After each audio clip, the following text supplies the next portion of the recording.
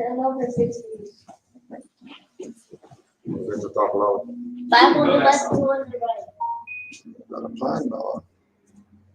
Love, Father, universe. Allah, Father of the universe, Father of love. Father of love, Truth. truth, Peace. peace, Freedom. freedom, And justice. and justice. Love my protector. Allah, my protector, My guide. my And guide, my salvation. and my salvation. By night. By night And by day. and by day, Through his holy prophet. through his holy prophet, Noble Noble Islam. Islam. We thank Super Morris.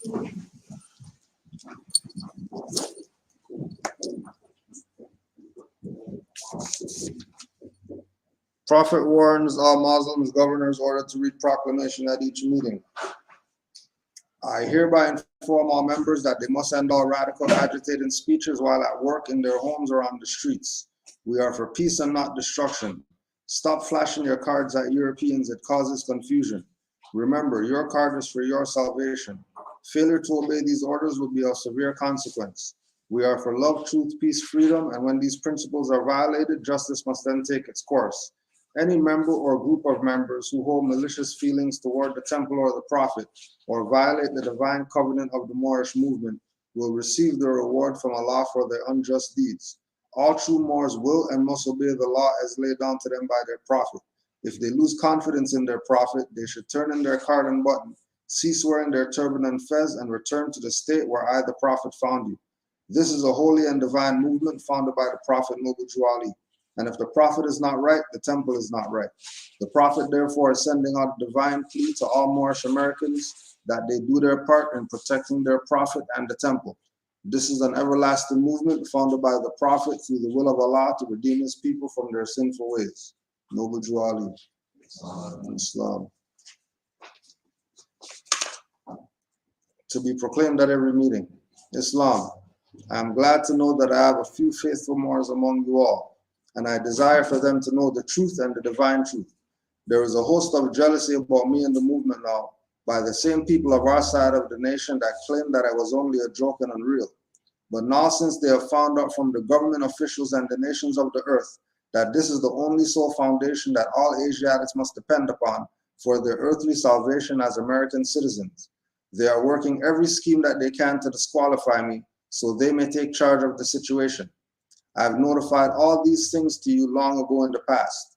It is through the faithful Moors that attribute to the movement and uplifting funds.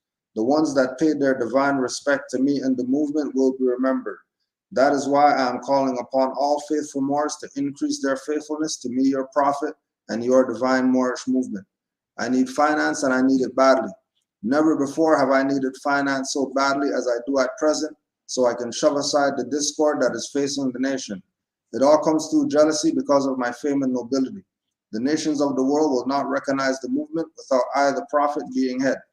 It has been proven by my works, which I have performed in the past few years. Prophet Noble Ali.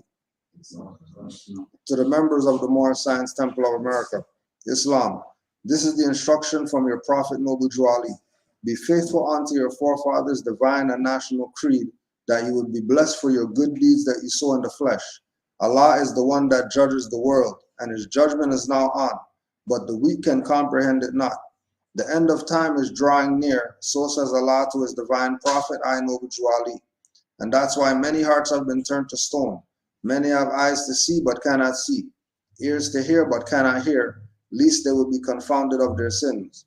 These are trying hours now, dear Moors, and every evil spirit is moving, and they are trying every weak mind to overthrow and drag out the true foundation that has been laid, and to cause confusion in the minds of the ones that do believe. But if you have the true love of Allah and the spirit of your forefathers, you fear not what you hear or see, but would sacrifice the utmost of your very life to protect your movement and your prophet. Watch your enemies, dear Moors. Your enemies are the ones that speak against your prophet and ridicule him to the very lowest, and the ones that speak against your divine and national principles of your temples. Act accordingly, and Allah would bless you for your good work. Peace, your divine prophet, Noble Ali. Islam. So we had the little truth and reconciliation stuff went down in the week.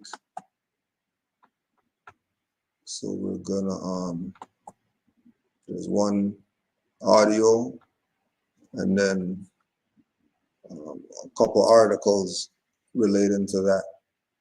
And as usual, if anybody has any thoughts, just put them out there. Or actually, is there any thoughts on? Because I don't know if anybody got to see any of the festivities from the Truth and Reconciliation on the 30th. They had I think they had like all day just documentaries and whatever talking about residential schools and this Truth and Reconciliation Commission and how you know now the indigenous have their national holiday now. So you know the video that we're gonna listen to is basically them how they're looking at the whole Truth and Reconciliation thing. But yeah, we'll just open the floor if anybody has any comments on that. I noticed they only gave it to the holiday to the government workforce. Not everybody is off. Just yeah, you can pull that up, Kiba. Just pass that around. Just let everybody check their name off on that. If your name's not on there, just put it on it.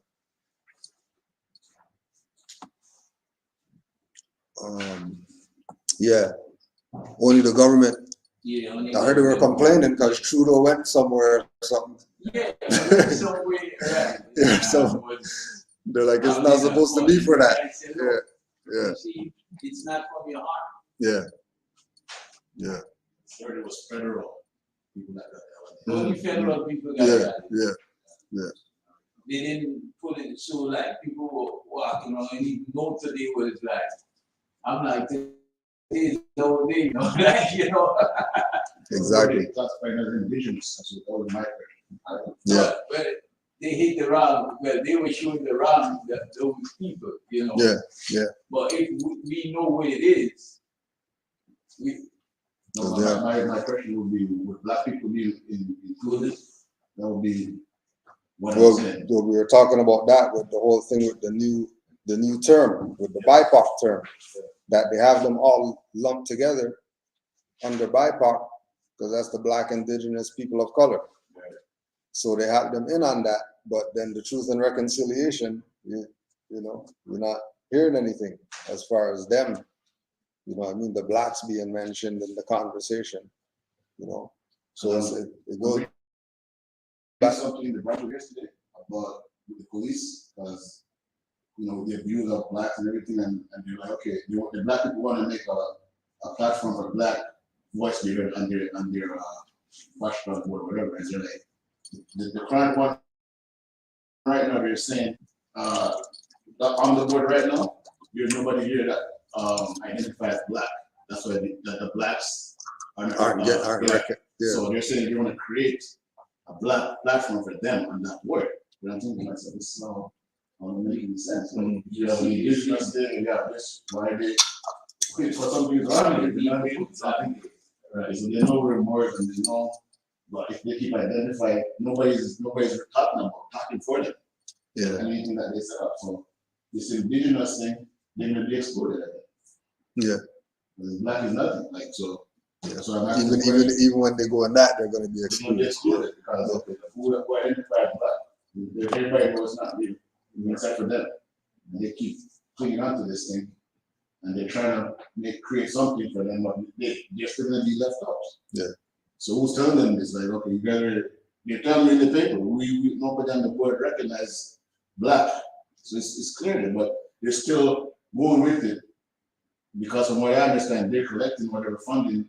For them, they're collecting it, but they're still not identified with them, but they're still collecting for them. Right.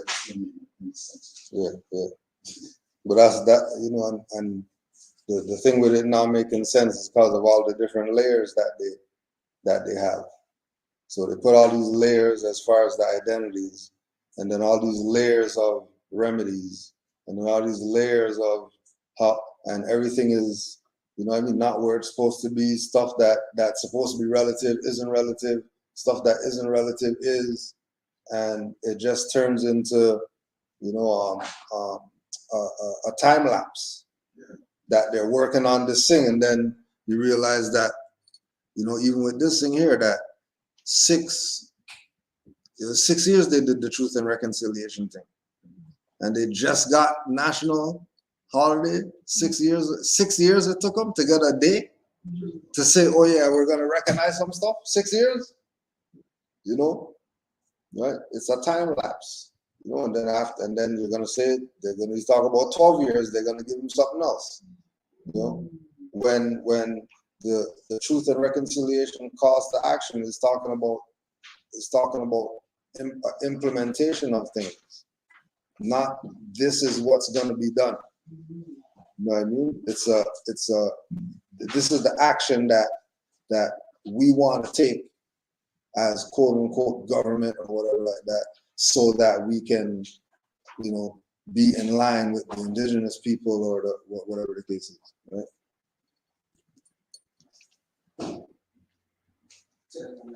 Peace, Morris. One more thing, it's just since this COVID thing came up, and I read the paper of that, the local and whatever paper that was. They're using the term identify as. They never used to use that term with our people when it comes to black. Now they're saying, see when they're making up these vaccine centers for blacks, Caribbean, whatever, they're saying only if you identify, people who identify as this, as black. So since Corona time now, they start using this word identify. So that means, you know, okay, people are waking up, you know their words now, so we have to be careful how we're talking about blackness, because we want to make sure we're doing the right thing. Yeah. So they're protecting themselves by putting the word there. Yeah. Identify. I started talking about the article and it's underlined this to them. I'm noticing that they're changing the wording now. The wording, yeah. So they're making sure that, okay, we're out of it. If you identify as this, we're going to go with it. Yeah. So they're taking themselves out of it. For some reason, you almost see through. Like, okay, they're trying to hide something. They're taking themselves out of it to not be responsible for if shit goes down. They can say, well, we never, just like the poster, we stretch out my hand and never called you. So you identify as this, we create something, and you go there. So it's your fault. Yeah, you went there, yeah. We never told you, leave your nationality and come to the black ship. You know what I mean? Yeah. So it's kind of confusing with our people. Right? Yeah. I think we should just leave them alone and study and just whatever. If they want to feel the spark and come, they come with the good people. Like, if they want to stay with the garbage, stay over there. But that's part of it with why Juali said leave the doors open. Yeah. So it's up to them to pull it and get in here. Right? You know what I mean? It ain't not us at the door kept telling them come on and all that stuff. You know? Yeah. Those who want it are gonna gravitate to it. Those who don't want it, they probably never wanted it. So they don't matter anyways. And the biggest wake up call for them right now is the church. To see the church turn their back on their health. Like whatever you call health, you're looking up to God, but the people where you think is gonna bring you to this God or this heaven, they let you down so big time. So if that didn't show them, then I'm like, look at this thing. You got to so faithful. Yeah. Like, you know what I mean? My mom is a Christian since she's 15. Yeah. So I'm telling her, look at all the income you put into them. You should have 2 buildings or a couple of businesses for me to lead us playing around now. Like, you know what I mean? Yeah. You know what I mean? But you've been putting the thigh in everything to and them, the offering, whatever, for so long and being so faithful with it. And now COVID come and the pastor hires you. Yeah. And then tell you to go get job, and job, whatever. You know what I mean? And then you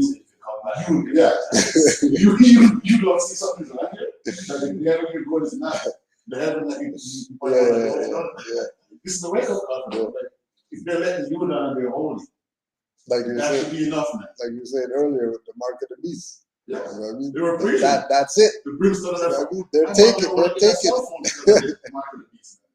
She said, you know what? That's the devil stuff. I don't want that cell phone. So you knew all along that it was a devil, but now all of a sudden it's good. Yeah. You know, your online church is growing up in the house. Like, what is this? It's a mark of the beast. Get out there. You know, my pastor's preaching. I'm like, they gotta let you down. You know what's crazy? Somebody just put it in the chat. The Calypso song, Jab Jab. But even that word is so nasty. It's almost so nasty.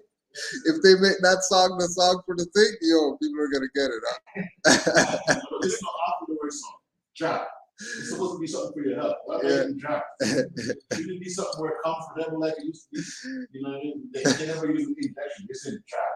Go get your drop. So they even tell you it's not a good thing. Like the word drop. That's all we're talking about. It's so aggressive and Yeah. starting. You know, like when start, like, go get your two jobs. Like, nobody ever find out why you calling something that's health a job. Yeah. That's a degrading word. It's almost like violence to me. Like, you're telling me to go get a job. Yeah, like that's not. That job is a point, really. You job is somebody's job. That's violence. Like, come on, man. Yeah. Our people, man, I don't know. I'm not even. You go get a booster job too. If they're talking to me, I'm moving, man. The prophet says I'm moving. If they come to me, I'm not going to reject them. Yeah. But I'm still going to qualify. I'm not going to let. You know, it's pretty bad. I can't believe. I think a lot of people should have been taking the turn right now. Everybody. This should have been it. Right away, man. Yeah. You know what I mean? Anything like I was writing something about night class, like the police shooting in the natural state.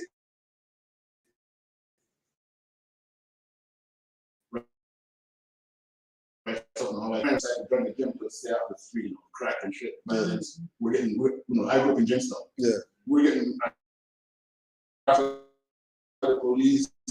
They couldn't find anything at the theater. They do that. I'm like, yeah, this is the number, this is the back number.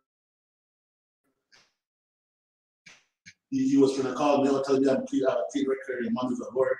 And I'm like, I'm complaining to them, like, I can't do anything to him because he didn't touch it, he didn't do anything. I'm like, okay, whatever, right? And I'm writing this thing, and I'm like, okay, I'm writing down all the shootings, you know, like Marlon B on the highway, the South Phone, Wayne Lawson and Cleveland, they're shooting in the back of the You know, he lives in my building, huh? Wayne Lawson? Marlon Neal. Marlon Neal. Remember Marlon Neal on 401? Yeah, shot he him with the lives in my building. But he had a cell phone, they shot it down. Yeah. Something, and the less than down here, where they kids with the hammer and things, I'm like, you know, all these things was going on. Every time I would go to work now, they're like, what happened last night? And I'm like, what do you mean what happened last night? You know what I mean?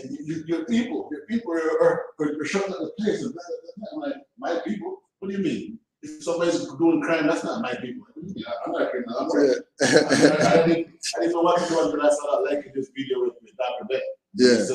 He said, people are Moors. So the time when I go back and they lead up to me, I'm like, I don't know because I'm a Moor. Yeah. Black people, whatever they do, I'm a Moor. And my girlfriend taught me to work, and I work. So I'm nothing to do with what's on the street. And I noticed they stopped bothering me. Like, don't bring the news to me. Like, if it's bad, don't tell me about it. I don't want to know. So it kind of bothered me seeing how our people are getting treated from both sides with all these crap. You know, there was no distinguish between people who work and people who are selling crap and doing crap. They treat us all the same. Everything happened, even if you're a good guy. Good, what happened to your brother? Good, your people. Like, why would they do, if they have the money, they're not giving me any. So why would they do something bad if you got it for me? I'm coming to work every day. You can see that. You must see me sleeping and everything, you know what I mean? So you know, so I'm looking back at this and I'm like, the more say you're a more so strong to me. Like, it's like a defense. Like when people hear that, even if you don't know what you're talking about, you're like, I'm a Moor. There's a back off. Like people don't talk to you the same way. Like you know what I mean? Even if you didn't know about noble draw, you didn't know nothing. They're saying I'm a Moor. There's such a significance amongst the people trying to label you and try to brand you. You know what I mean? And coming up when I see this thing, I'm like, you know what, man? When I saw this, and I told Cooter when I saw this, I thought I had to go to America. You know, I was so excited about it. I was so excited to find my place, find my people, find my roots. I'm like, you don't know how happy I was. I felt, and I'm like, you know what? I found all of the stuff start coming back up from when I was a teenager. Yeah. Only if I had this. You know what I mean? Because listening to these guys, you know, I'm not taking anything away from them, all these contest musicians or whatever. I'm not taking anything, but maybe they just didn't know or they knew, but they had to stop somewhere because of their money or whatever. I don't know. I'm just saying, if I knew all of this, man, you know what I mean? If I just find one book or whatever, I thought I could go different to bed and go to Mauritania and Africa and go for bones. Yeah. You know what I mean? And then they start bringing up the ancestry, that color. I'm like, man, I gotta go fight it. You know what I mean? My mommy telling me, my dad telling me, like, That's the hoops. That ancestry that I think is a hoop. no, I didn't know at that time. No, Yeah, I back know. then I didn't know. But that's how they get us to Yeah, but we didn't know. But every time we would do something for ourselves, something else right to come through. And whatever it was, I wanted to know who I was. And I did one more thing. You know, stop. The Black History. I remember I was in grade 9 or 10. We told us to write a paper on Black History. It kind of confused me. I'm like, I don't like to write about it. You know what I mean? We're supposed to write about my grandfather and the farm and stuff. They're like, no. I'm like, no. So I was confused. I'm like, I told the teacher, Miss, I don't know what to write. And she's like, well, write about sports. So I wrote about Agner. Agner was my favorite boxer at the time. Agner was my favorite boxer. Then she goes, you need at least 3 sports in you. Like what Agner and Martin Luther King and something else. I'm thinking to myself, this just felt shallow. Like, this is knowing that I was born in Jamaica, 2 grandparents were farmers, seeing everything and how everything happened. I'm like, no, it's not be this. You know what I mean? I'm like, she goes, if you just choose one, it's not going to be enough for the body.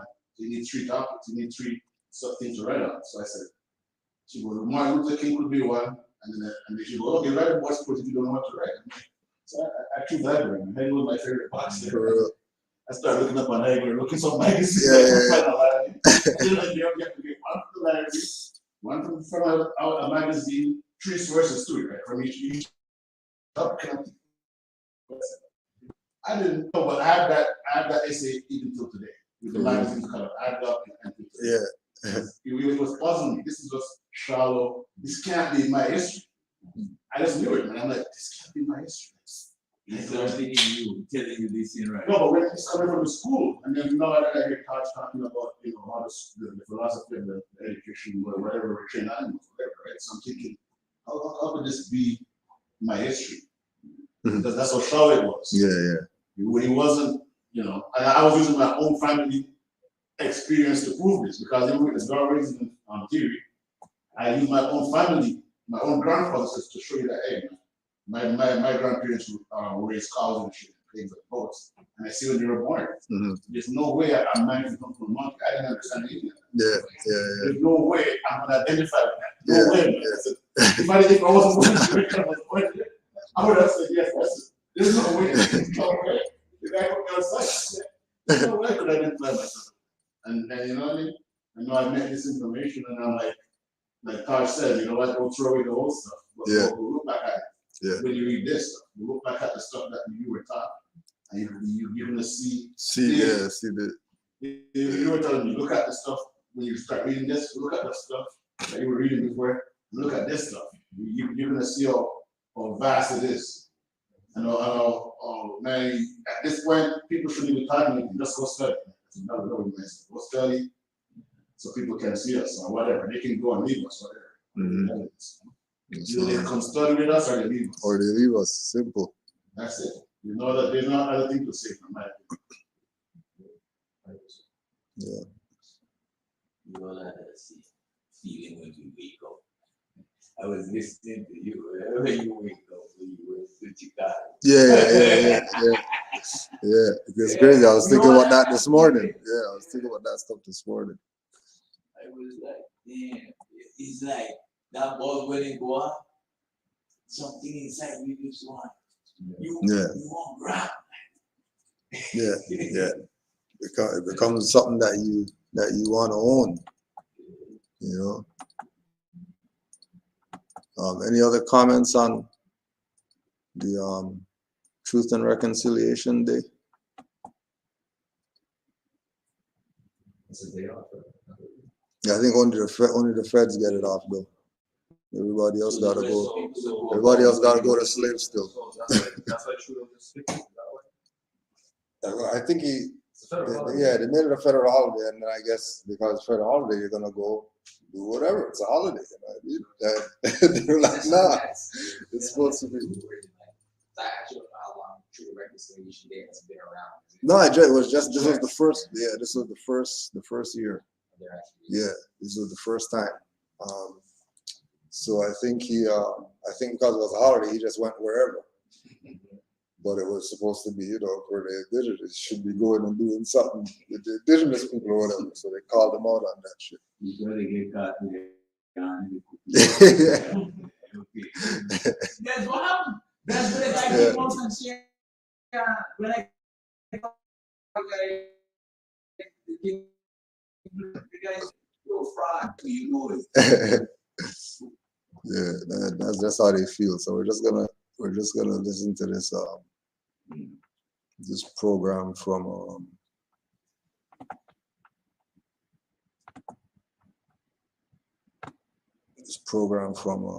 the agenda. Just over 5 years ago, Canada's Truth and Reconciliation Commission released its report. In it, there were almost 94 recommendations. Now, there are 10 that are considered completed, and even that is debatable.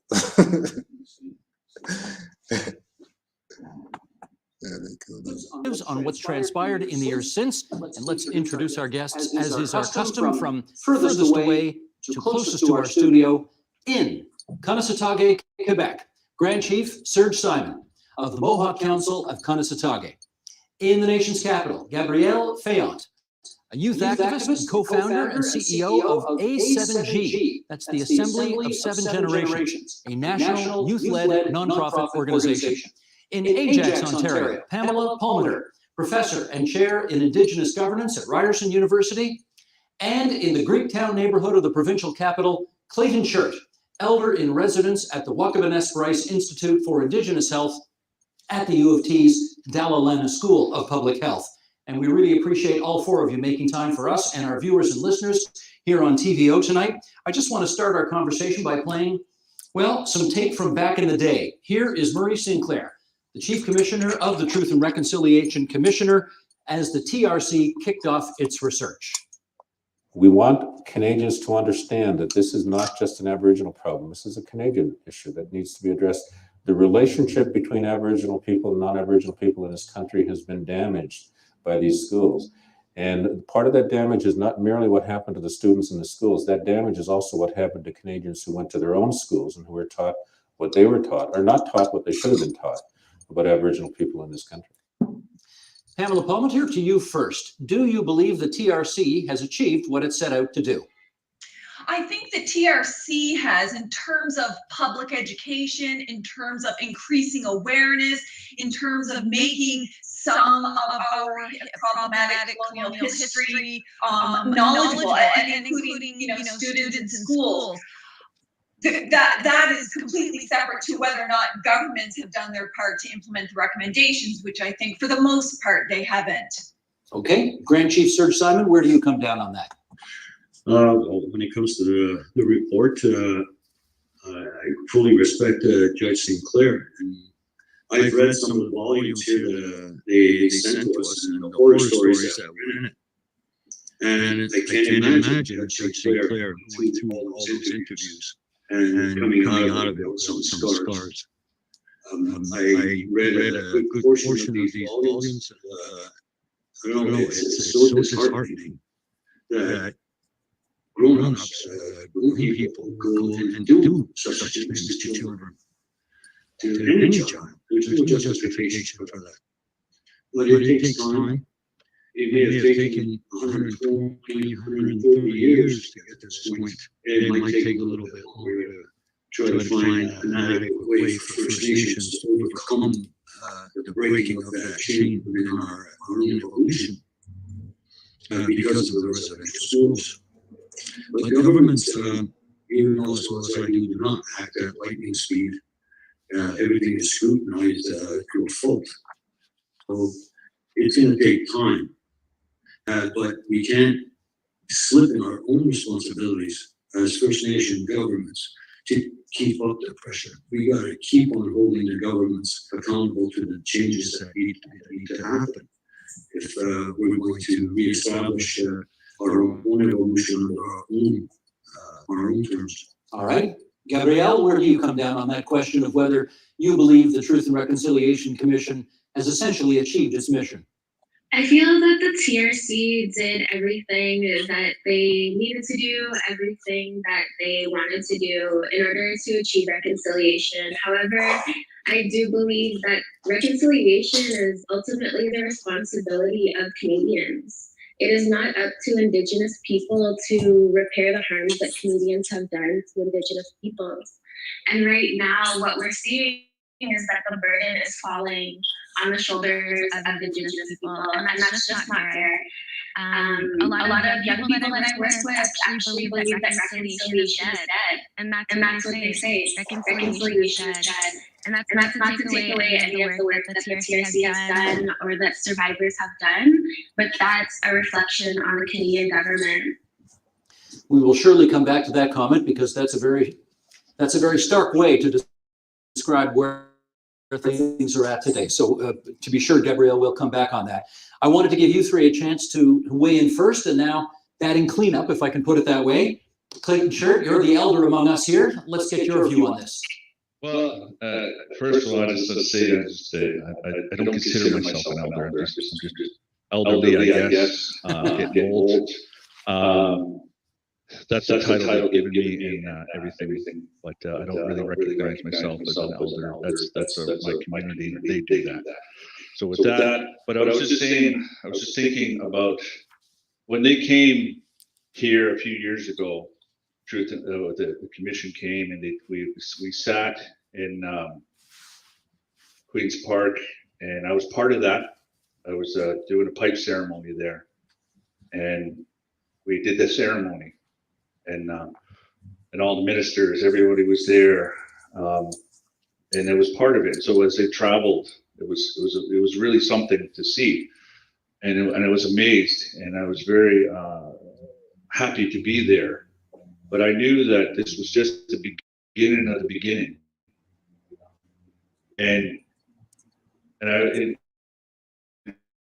just say that it's really important to keep this conversation going.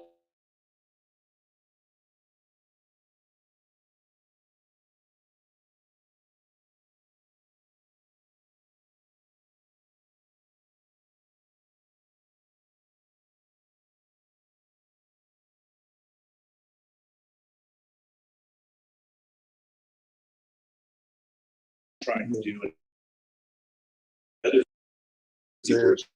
Keep that conversation, take that responsibility, and to say okay, and to have that conversation, and to say okay, and keep it alive. Because in the reality of all of this, nothing has been ever done yet. When it comes to those 94 recommendations and all of this, and so when I talk to so many people, and not native and non-native, and all of this, this government and all the other governments are going to come and go. They always like to write a report, and Canada has a history of writing reports, and then they put it on a shelf, and then they tell the people, and then they give this illusion that they give to the people, the citizens, all of these things that we do this, and so they mislead their own people. And saying to them, look, we did something. And I get this conversation with them all the time. I said, hey, did you do something about this? Right? No. Well, let's go through. Forgive me. Let's go through some of this if we can. And well, let me just remind everybody there were a number of general areas that the TRC recommendations tried to focus on: education, language and culture, child welfare, health, justice, reconciliation. Gabrielle, we will come back to that. Pamela, you're a lawyer, so let's start with justice. What needs to be done immediately today to make Indigenous people in Canada think, we've made some progress on justice? End genocide. I mean, it's as simple as that. It means clear out the prisons, which are stuffed with Indigenous people, and that includes youth corrections. I mean, the fastest growing prison population is little Indigenous girls. Some of the youth correction centers are 98% Indigenous girls. We need to clear out group homes and foster homes and keep Indigenous children with their families.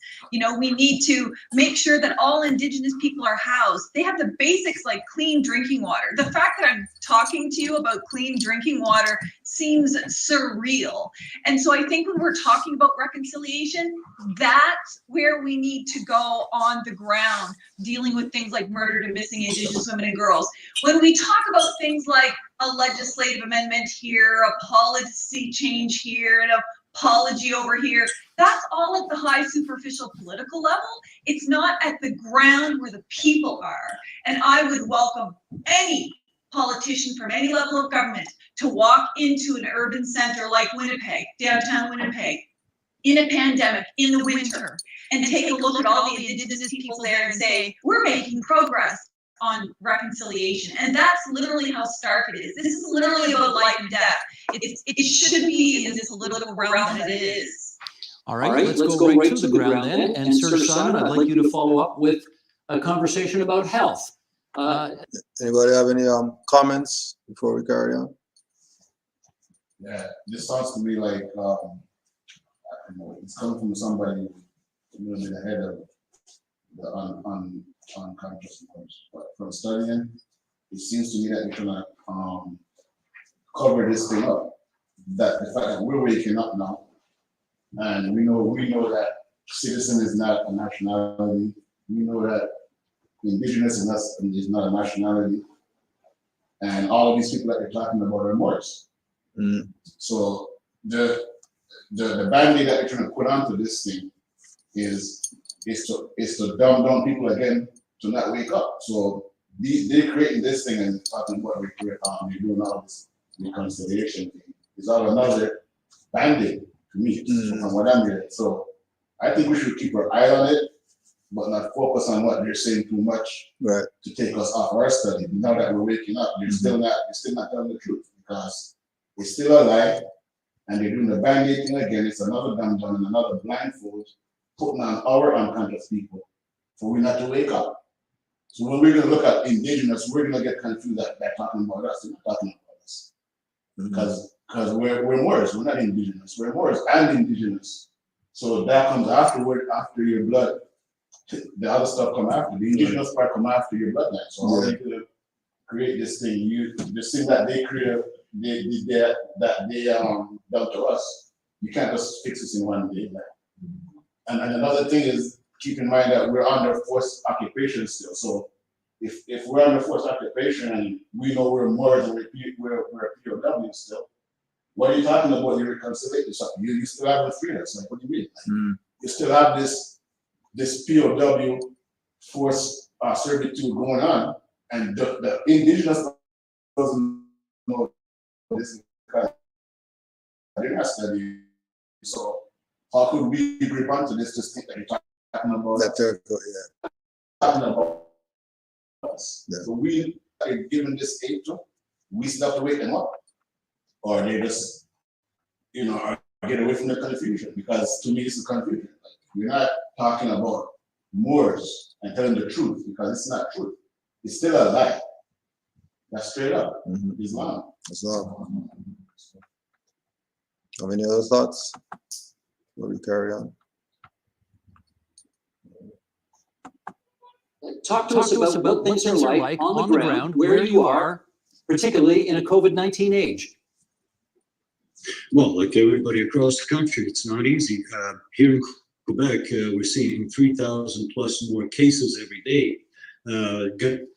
Government's trying to grab a hold of this situation, bring it under control. We have vaccinations coming in.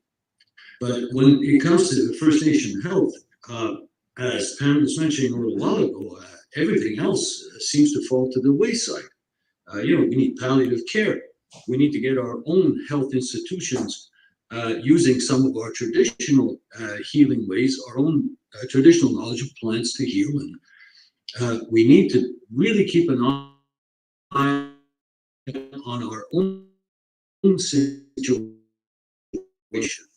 Like I said, like a residential school.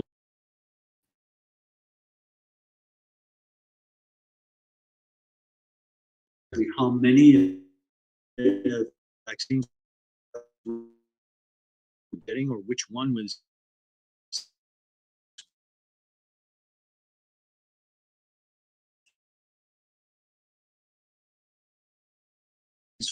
so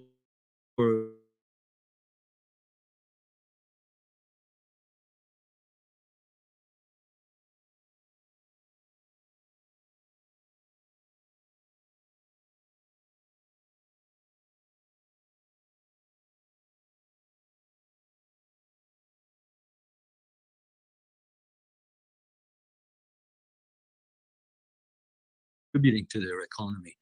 So oftentimes we'll fall through the cracks for that very reason.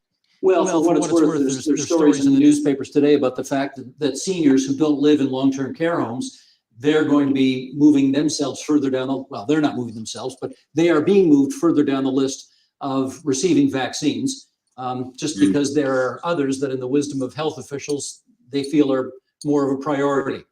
I don't know, how do you react to that? Well, I think it's up to us to make it the priority. Don't just depend on them. You know, that's the thing about this, that we hold the federal government accountable for this or that. Yeah, that's fine. But we have a lot of work to do on our side. And when it comes to implementing our own destiny or our own ways of doing things within our communities, that's up to us. Our own inherent lawmaking authority compels us to do these things for our own people. And you don't always have to take their word for it. Okay, Clayton Shirt, let's look at one of those other areas of recommendation from the TRC, and that was language and culture.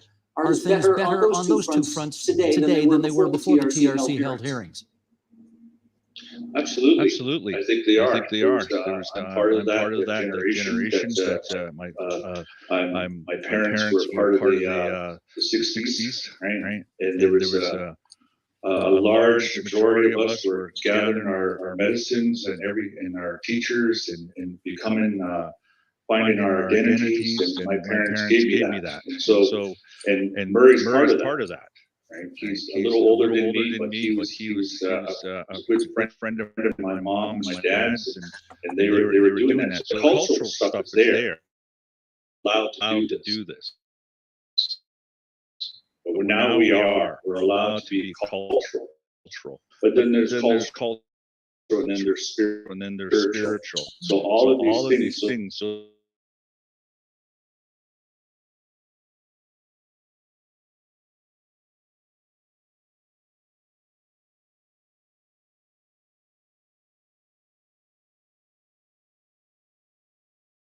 there hasn't been any denouncement of that. No, out of the Christians who enforced this on us 500 years ago, that is still there. It's in that aspect. It's in the Canadian Constitution. It's in the American Constitution. It's in there. So that has to be addressed.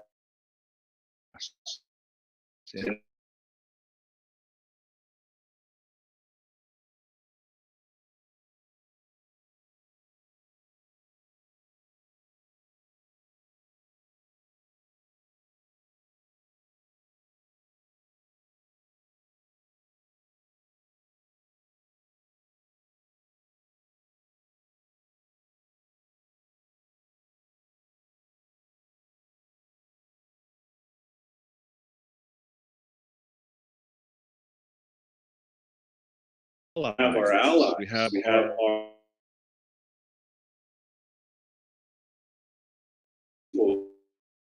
when there's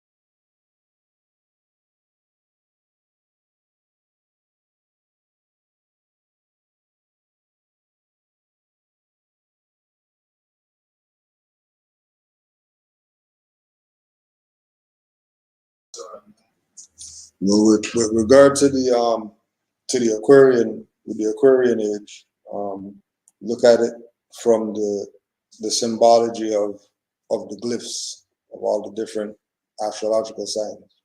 And Aquarius is the man with the pitcher pouring out the stuff. And if we have liquid, fluid, anything like that as knowledge, then this time be the time where knowledge is just it really gets down what it is. You know what I mean? In saying that, there's also, nobody always talks about truth and falsehood strangely mixed. So you have, with all this knowledge, you have good and bad with it. You know what I mean? Which is why, for example, one of the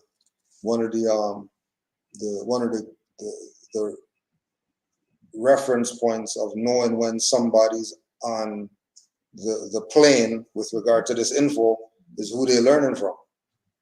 If somebody's talking about Dane Calloway and whatever, we already know that they're way over there. They don't even know what they're talking about. He's talking about C. Freeman L, Tal, RV Bay, Canaanland Moors, certain level of individuals with this info is where the Aquarian age is at, because it's not everywhere. You could get swept away with everything else if you're not grounded. Yeah. You know what I mean? Because that a lot of that is going on right now from the perspective of the information being too much for people, and they say, forget this. I don't want anything to do with knowing who I am or whatever, because I'm not even ready to deal with these truths. Or we had people even lose their self. You know what I mean? You put them on some info. Next time you see them, they're in some other theory thing that has nothing to do with anything that where they were at. You know what I mean? Like what happened to you, type of thing. If you don't mind, I do have one other question. Yeah. I've been thinking about for a while regarding the Moorish, the ancient Moors, right? And how they fell in the first place. I've listened to some interesting lectures on how apparently a type of Europeans were actually created by Moors and were used as weapons in wars.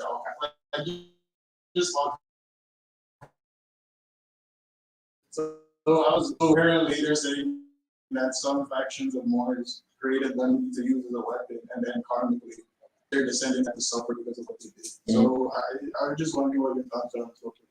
Yeah.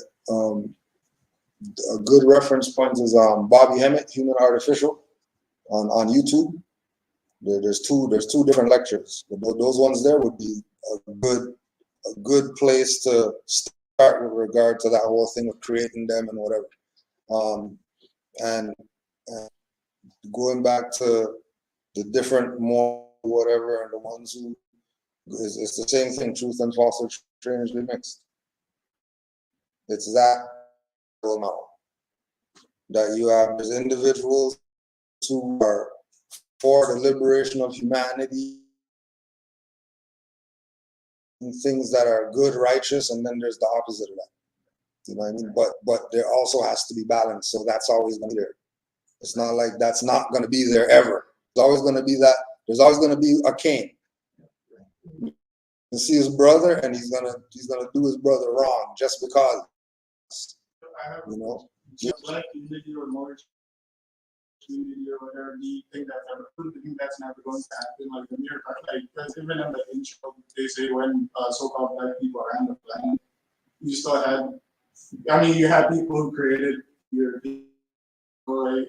So you're saying that whether it's you go back as far as Egypt, Sumeria, land, like any of that, you still have now, and even now, they say that you have Asians, you have all this kind of stuff, even in the so-called Moorish community, right? Right. So do you personally believe like that black community or whatever is possible or it's ever gonna happen? Yes, it's gonna be amongst the ones who know. But collectively, you don't think, right? Like because a portion of the collective is working with the other side, and it doesn't make sense uniting with them. because as soon as we bring them in, they're going to destroy everything that we create. So it doesn't even make sense bringing them in. Now, when you look at nations with regard to that same thing, they do something with people who are traders. Yeah. They don't get paraded around and get to lecture at, you know what I mean, the top university and get financed to whatever and get awards and stars on stuff or whatever like that, get their own TV show. They don't do that stuff with traders. You know, traders. Our problem is we don't. So now we're stuck with them. So do you think like the Moorish movement, as it develops, is going to become more like militant or more like the Black Panthers or the NOI or something like that? Because you said like deal with traders and stuff like that. That sounds like something more. Well, it's aspects of government, right? Like we're not when you look at the Moorish paradigm, it's not relative to all the different groups and organizations and all that stuff. Because when we say flag, we're showing you some stuff somebody made up, some slave, you know.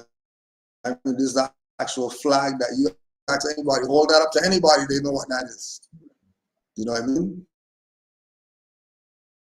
So all the different groups that we see are an offshoot of this. It was supposed to be so. For example, if we look at Nation of Islam, they would have been the military part of this, and then the UNI of this, right? The Hebrew Israelites would have been the religious whatever of this. Egyptologists would have been the spiritual, you know, yoga, all that type of stuff part of this, right? And then the Moorish part is the governmental part that makes sure that, you know, all the dignity, everybody's a national, everybody has their flag, they know what their creed is, they know what their whatever, you know what I mean? We have the schools that would, because it's gonna be a reflection of what happened in history. You know, when you look at in history, the Moors were the ones who were always teaching everybody. You know what I mean? The Moors were the ones who were always putting people on game, whether it's cuisine game, whether it's landscaping game, whether it's navigation game, whether it's astrological game, whatever it is, the Moors were the ones who had access to all of these different schools of thought from the time of the Moors to in any time in history. You know what I mean? We can go to one of our 200 universities and pull something that's relative to our people and our culture and how we're supposed to be and strive or whatever, right? But the issue is that you had too many take the position of groups and associations and things like that, opposed to dealing with nation. Because once you say group or whatever, then, you know what I mean, it's done. Like when you look at Asian culture, you know,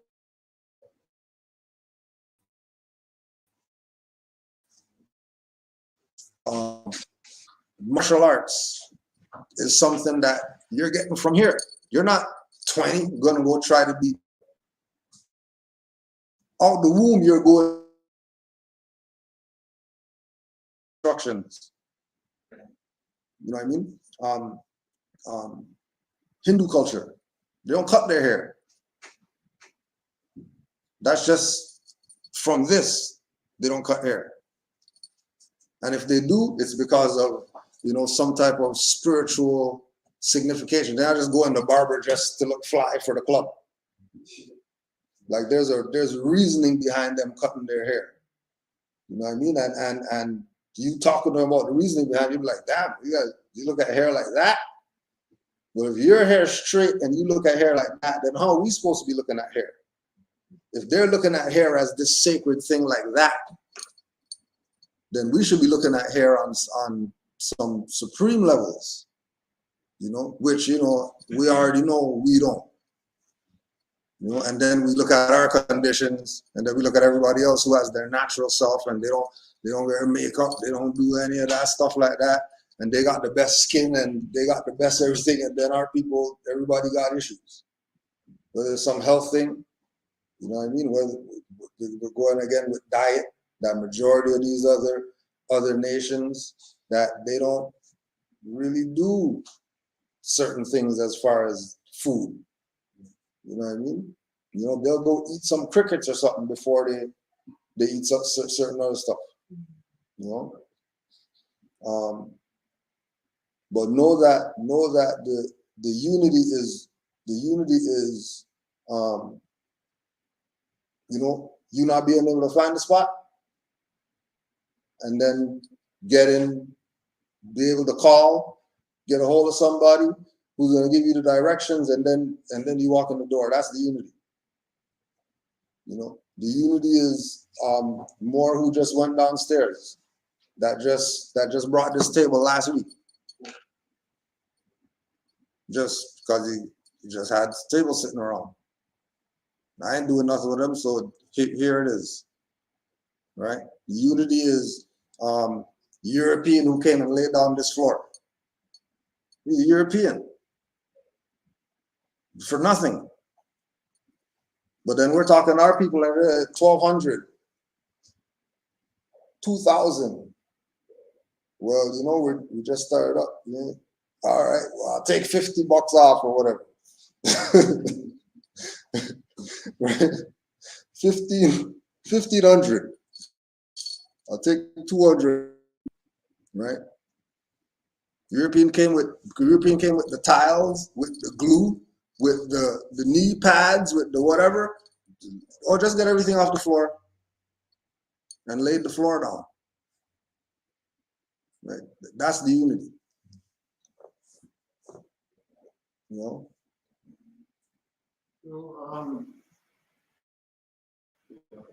It's complicated.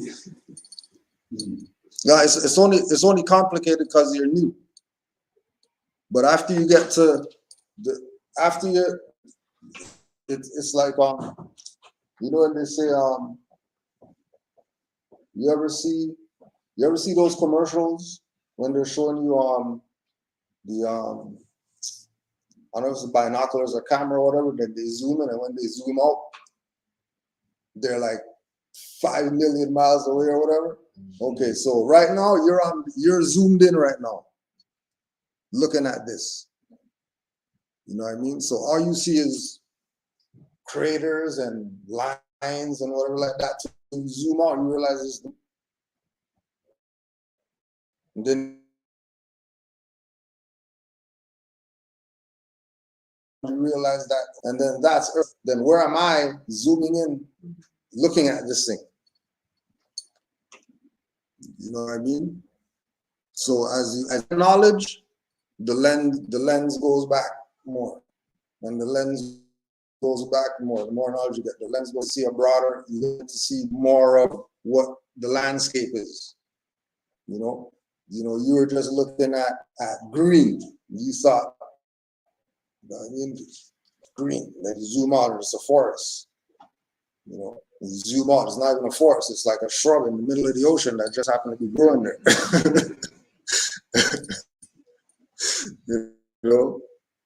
And we think, oh wow, it's a good shot from this boat or whatever like that. And then the boat's in the picture because it's constant. It's a constant thing. Going to be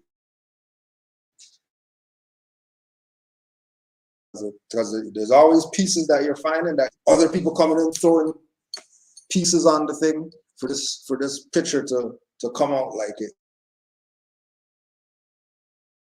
is supposed to be. It's like, an ant doesn't know it's walking on the sidewalk. Yeah. Right. And the bird looked at it and said, okay, I see the ant, I see this, that, and the other. It's all perspective, and your knowledge is perspective. Yeah.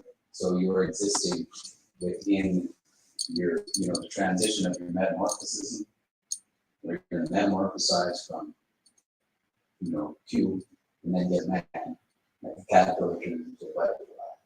But it's all through knowledge. The 5 principles: love, truth, peace, and justice. That's your code of ethics.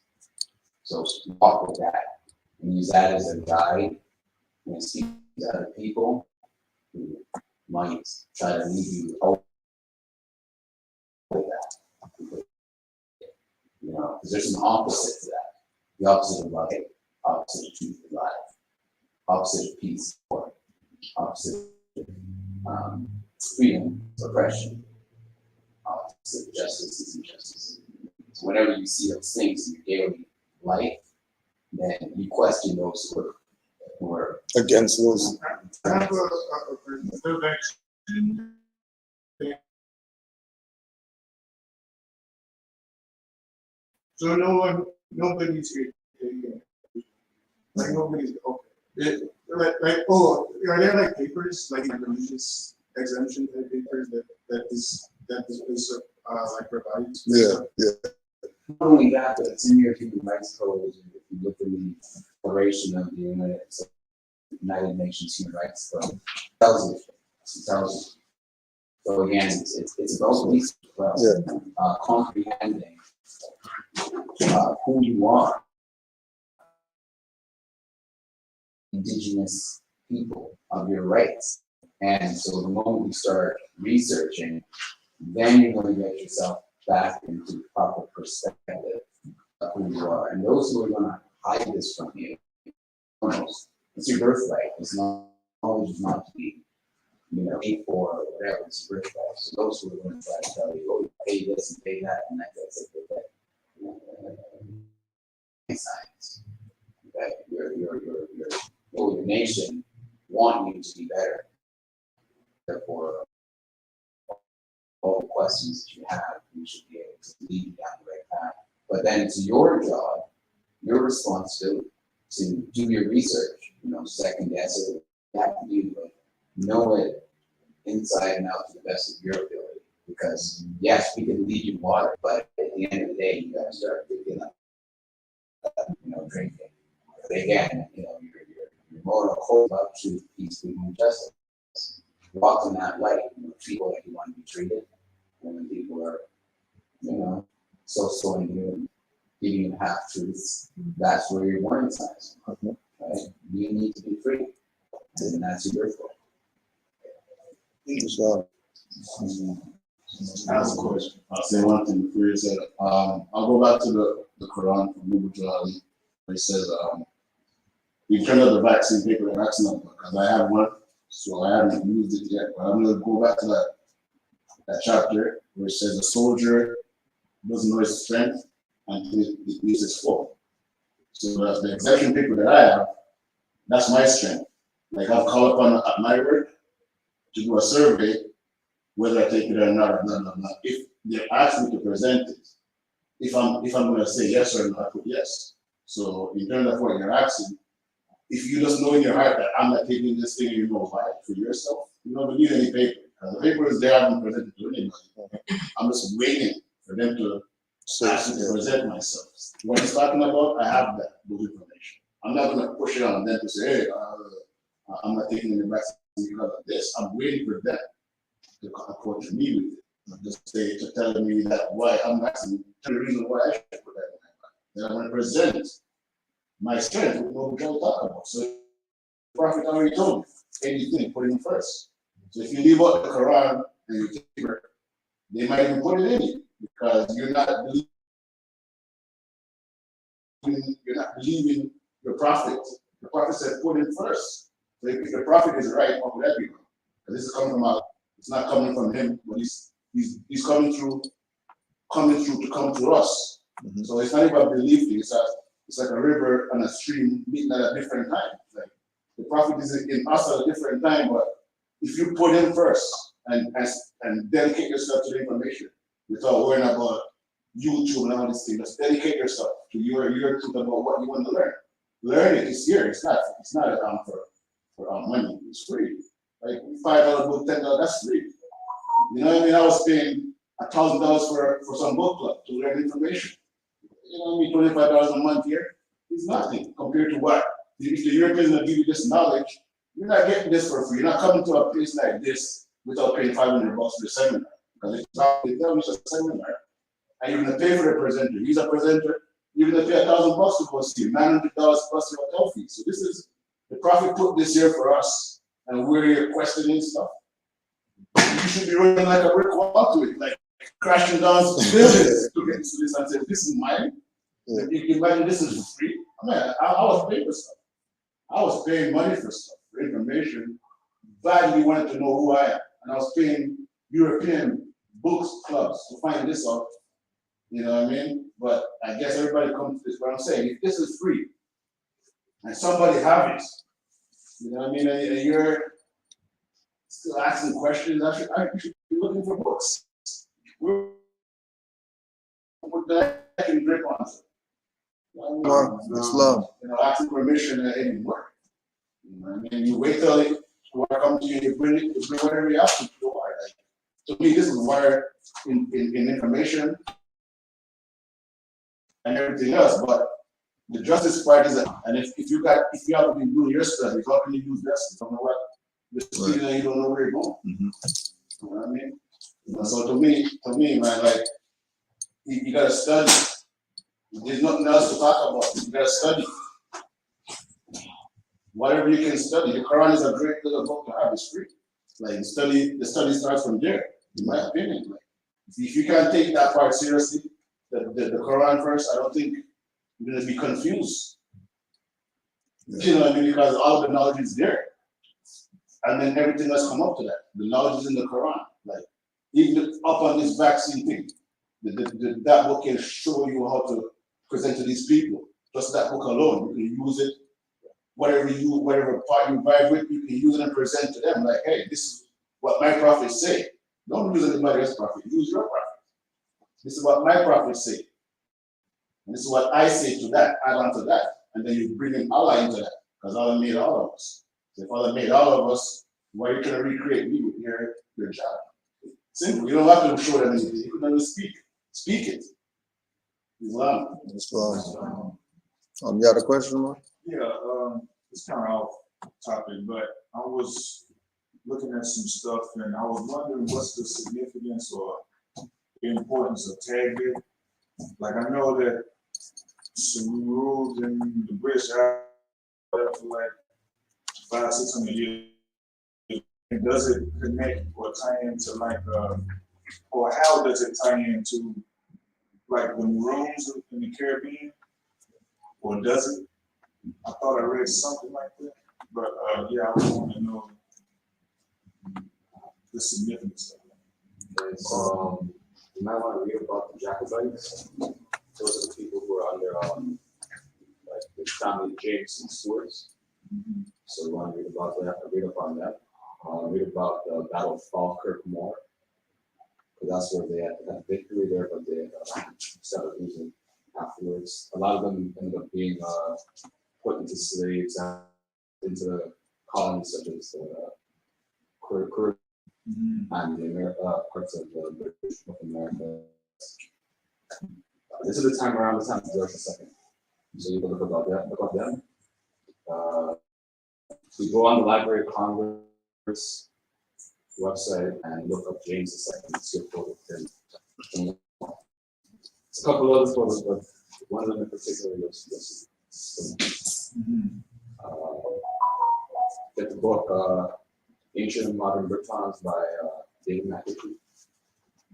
Talks about Kenneth McAlpine. So that's another. There's a book you showed at the park. I can't remember the name of it. Oh, the Negro Rulers one? Yeah. Yeah, Negro Rulers of Scotland. Yeah. The book to read on. What was that? Negro Rulers of Scotland? Yeah.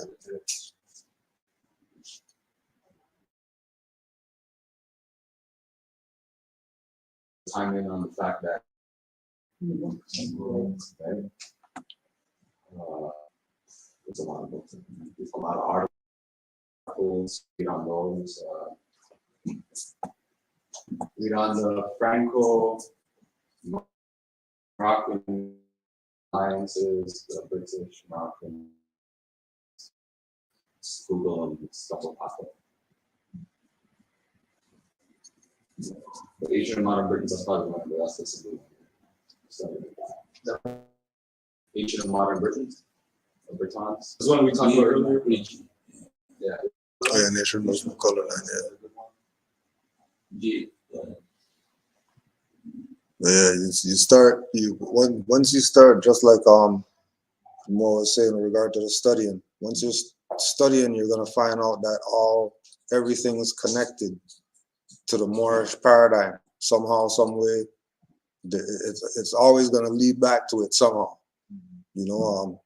And again, with the thing about perspective, we've always looked at it from the perspective of groups, organizations, associations, you know, slavery, whatever, but never from the perspective of nationality. And then once you start looking at it from nationality, you realize all these different nations have something relative to you know, for example, the Tag Day was for fundraising. You know what I mean? So you're gonna get something for your donation, basically. You know, now people donate and get nothing.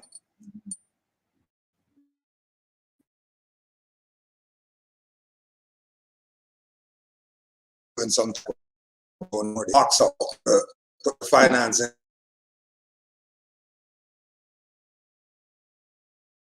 it's connectiveness to all the that are based in national, you know, like principles. In Islam, they have the 5 pillars of Islam, and that's what that parallel is. Parallel to that, you know.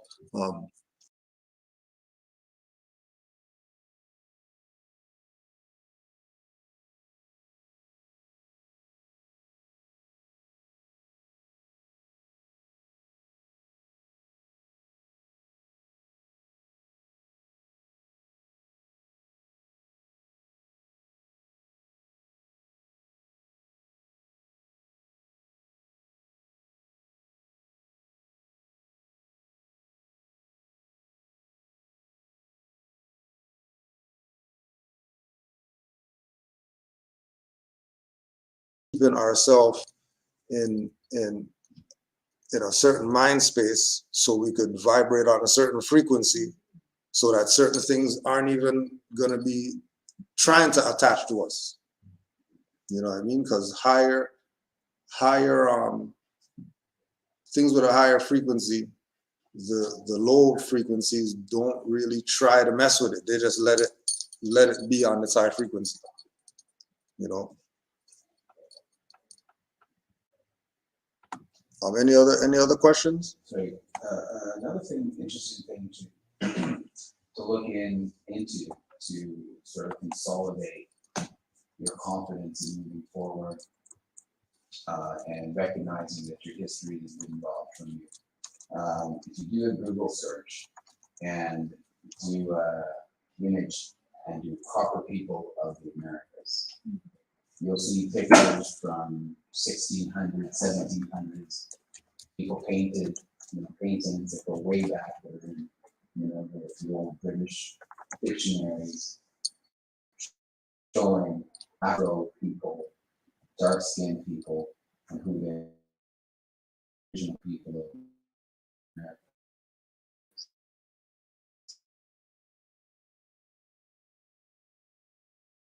So a lot of that stuff, because they've been ancient, Hollywood, and Black, the brand itself, is actually slavery. So the only thing is slave history. And so that's a way to trick you. And you can do, anybody can do this. Do Google search, when you're using proper terminology, search up nobility in Germany, the Moorish nobility in Germany, Moorish nobility in Europe, and you'll see the real history. The people who created all of the pyramids, all the castles, across Europe. The original coat of arms in Germany is a Moorish coat of arms. And they still have the Patriot Saints on the sword caps and many of the ancient buildings. You'll see the knights in armor. So the kings, the queens. So even the term European, we actually misuse it because we're the original European. And even biologically, the science will tell you too, double recessive genome comes from an anomaly, a genetic anomaly. So the so-called theory that they were created is called selective breeding. And yes, because double recessive only exists by breeding double recessive. So that's indisputable. And the more, like I said, the more you study, the more you know what to look for, terminology, you'll see it. And the information's all out there. It's just knowing how to look, how to research, and then you'll have more confidence because the truth is the truth. And that's that. Any other comments, questions? Yeah, more. No, it's not related, but it's coming from Landers for a temple, and I'm busting a right on what is it, Morningside? Right, heading back to the highway. And there's a man, and I guess his friend or buddy, and he's holding up a sign, a big sign, said Islam, peace. I don't know, I'm going to say that. Christopher's like, yo, I have like, you can see the sign. It's like, big sign. Yeah, for real. Islam, peace, two words. Wow. Can't get better than that. You know, if you went somewhere other than where that sign was, it wasn't going to be good for you. It wasn't going to be good. We'll just go back to our truth and reconciliation people here. We'll just bring back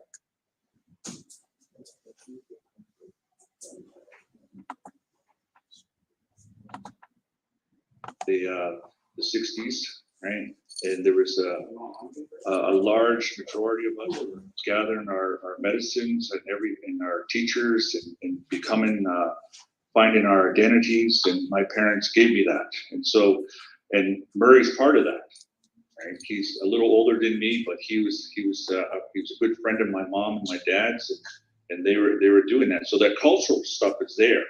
There was a time when we weren't allowed to do this, but now we're allowed to be cultural. But then there's cultural and then there's spiritual.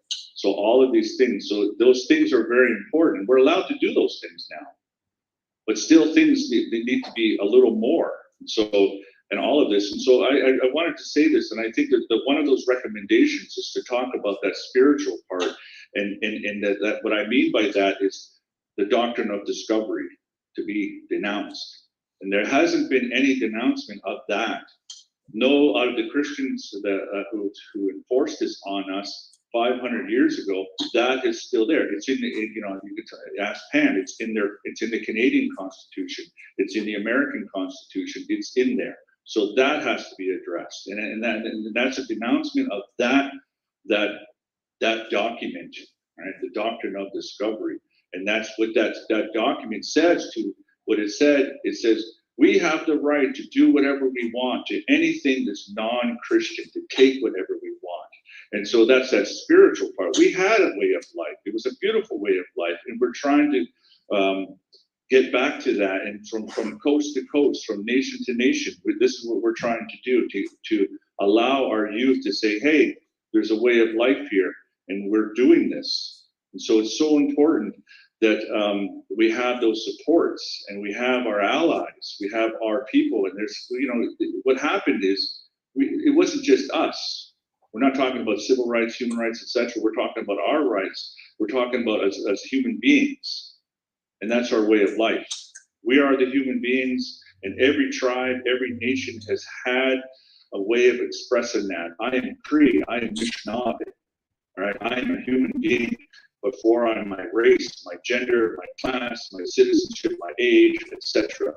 Nothing wrong with those things. It just comes second. They all is well. But we are the human beings, and we have a way of being. And this is what we're trying to say to our youth. This is what we're trying to do for our youth. And so with the 94 recommendations, it's part of that. It's just part of that. And so it's so important. And I see that so many Canadians don't understand that.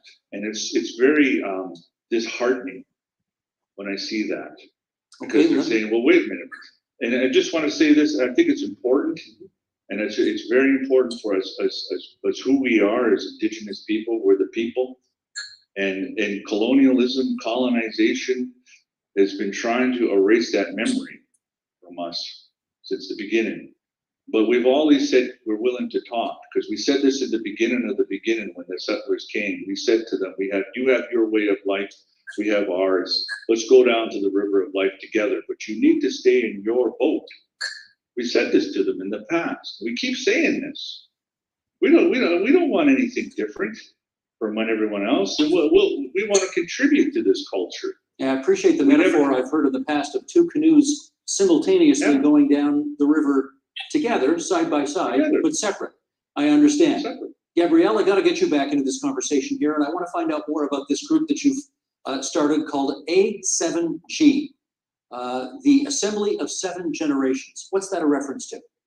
Yeah, so as A7G, we started out really getting a spark from the work of Idle No More and that movement that happened in 2012. It really lit a lot of sparks for Indigenous youth, I think, across the country. And so myself and some young people started to really mobilize. The one thing that we really noticed was missing from a lot of conversations at that time was that there really wasn't a youth voice. So youth were mobilizing, but they really weren't being heard. And so we just started working, and 9 years later, we're here today, and we do a lot of groundwork with Indigenous youth. We do a lot of crisis intervention, unfortunately, and that speaks to the little work that has been done for Indigenous youth.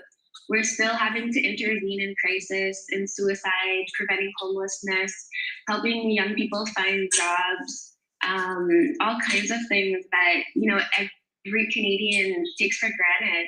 Indigenous youth, us, we have to take the responsibility of doing these things because we have little to no resources, capacity, or support.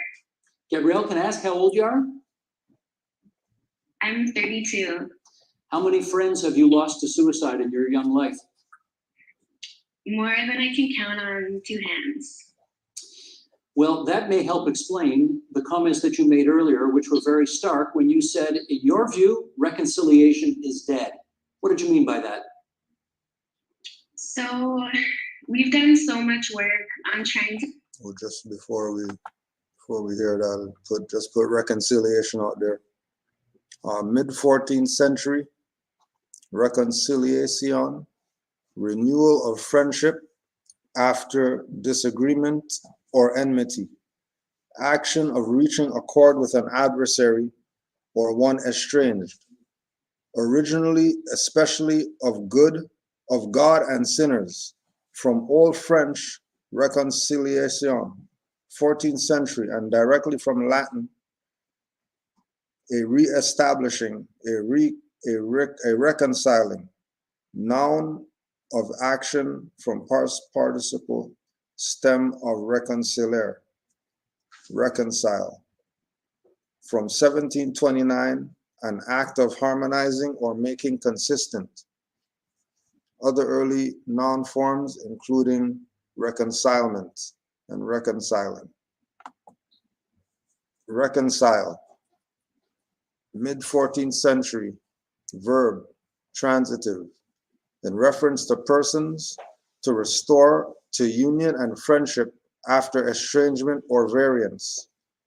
Also of God or Christ, restore, to favor or grace, from Old French reconciliar and directly from Latin reconcilar, to bring together again, regain, win over again, consolate, make friendly. Reflexive sense of become reconciled, reconcile oneself, meaning to make consistent, rid of apparent discrepancies, is from 1550s. Oh yeah, the cover is messed up. That wasn't a trap.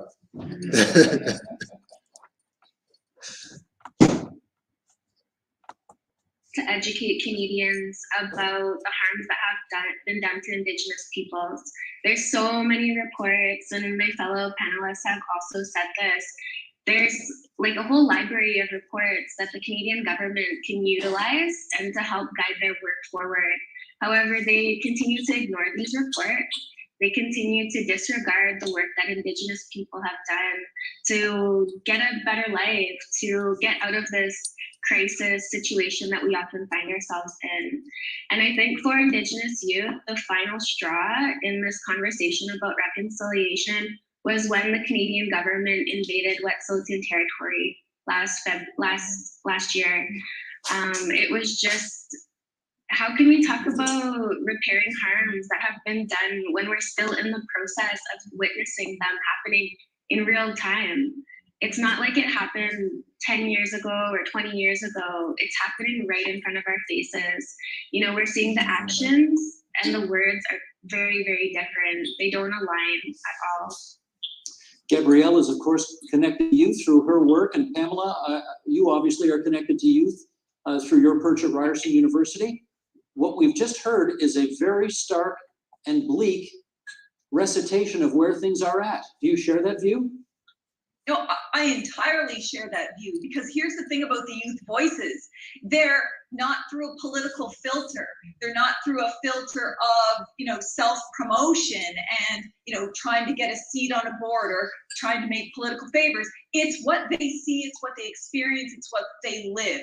And it's pretty hard to reconcile Prime Minister Trudeau's commitments to reconciliation, which are good. I mean, the change in rhetoric is good. So he gets that part and say there's no relationship more important. We're focused on respecting rights and all of that stuff. But we have to take important first steps. We're not going to make these changes overnight. But boy, if he wants to buy a multi-billion-dollar pipeline, that decision will come overnight. And similarly, look at the health crisis in our communities, that they have been chronically underfunding. But the second there's a pandemic issue, they have the ability to instantly call in the military and provide medical care, but only to certain groups. So the youth see that for what it is. You can't justify that. You can't plead with the youth, oh, just be patient, because they're living that disconnect between the promise and the reality of what they could be doing.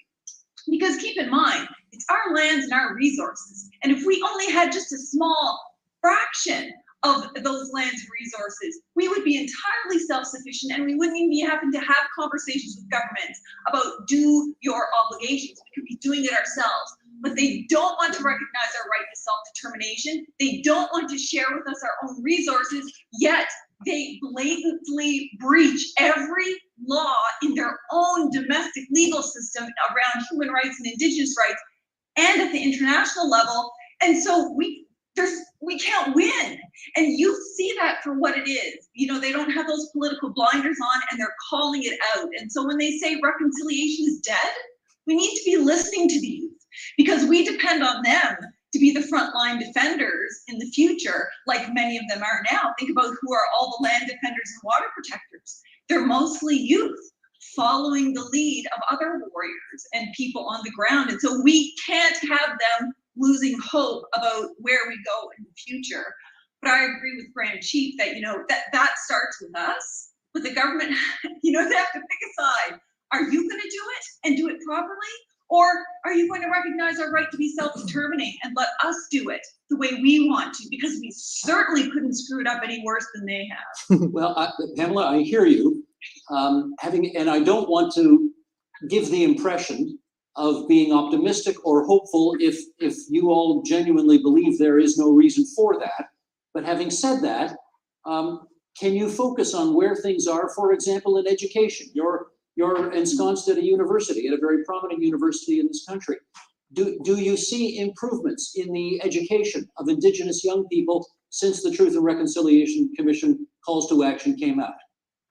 I do. And, for viewers of this show, I want them to understand that what we're talking about here, all of us on this panel and in the larger conversation, our strong criticisms isn't a lack of hope. We're being critically hopeful, which is better than being toxically positive, where you just pretend there's no problems and you pretend everything's okay. We're saying, here's all the problems so we can fix it. And whose role in that? And I have seen an improvement. I mean, the fact that outside of government, you have universities and K-12 schools who have actually embraced the TRC and what it stood for, and its calls to action. And you've seen businesses do that. You've seen community groups. You've seen human rights groups. You've seen lots of Canadians do what the government really isn't doing. And what I would like to see, though, is not just focus on the TRC, but there's a national inquiry into murdered and missing Indigenous women and girls that had hundreds of recommendations. The Royal Commission on Aboriginal People, hundreds of recommendations. Every inquest into a shooting death of us, every inquiry, public commission, and our own voices. I mean, we've literally been saying the same thing since contact. Respect our right to be self-determining, respect our lands and resources, and let's find a way to work together. I mean, it doesn't have to be any more complicated than that unless you're invested in the status quo and you don't want to give that up. What I see is really hopeful is that our people are still on the ground defending our rights, and Canadians are standing there right beside us. And that's hopeful. And I think the TRC, reports like the TRC and the National Inquiry and others have helped really educate Canadians in a way where governments have failed to educate Canadians. Okay, so this may, Grand Chief, come down to a discussion about patience. There are some Indigenous people in this country who have completely run out of patience, and that is it. They're ready to throw in the towel. There are others who are prepared to give Canadians a little more time, to be a little more patient, to get to the finish line. Where are you? Well, first of all, I share concerns with the youth, but you also have to recognize that one of the virtues of youth is impatience. While the elders kind of lament, where did all the youth buy so fast? There are those in the middle of us that have to take everything we have right now, like the Royal Commission on Indigenous People, the UNDRIP, the American Declaration, which is oftentimes ignored. You see it in the Truth and Reconciliation, the implementation of UNDRIP as one of the recommendations. But what did the Canadian government do? They said, we will implement UNDRIP so long as it is compatible with Canadian law. When it's Canadian law that got us in this mess in the first place. And now they're going to tangle up the UNDRIP within Canadian law, and we're back to square one. So I share a lot of their discouragements because I have to sit at the table and I have to watch this happen while trying to fight against it, trying to be diplomatic, trying to be a voice of peace, a voice of reason. Canadians have to understand that the recognition of Aboriginal title and the rights that come with it, the sharing of resources, isn't going to take anything away from them. It's going to enhance their society that they've created for themselves. Now that they've recognized the horrors of their ways, of how they imposed their dominance over us. Paranoias, another thing, no repudiation, at least no serious one. But there is an argument that by implementing UNDRIP, which UNDRIP in the preamble mentions that terra nullius is morally unenforceable, and that the Canadian government did implement it, is in itself a repudiation. But then, if you take UNDRIP or any articles to the courts will not look at the preamble, but look at the articles and what Canadian law would be attached to it. So I'm getting a little discouraged myself, and I keep seeing these beautiful promises being made to us. And all the hard work that was done, the sacrifices by people like Judge St. Clair. And I'm looking at where we were, where we're going, and how fast we're getting there. I share some of the youth's impatience. Okay, you mentioned his name. I hear what you're saying, and you mentioned Murray St. Clair's name there again. So I'd like to play another clip from him. Here he is. We talked to him at the beginning of the program from almost 10 years ago. Here he is from last month. Let's see if anything's different. Sheldon, roll it if you would. Others that I know of were now growing up in this day and age.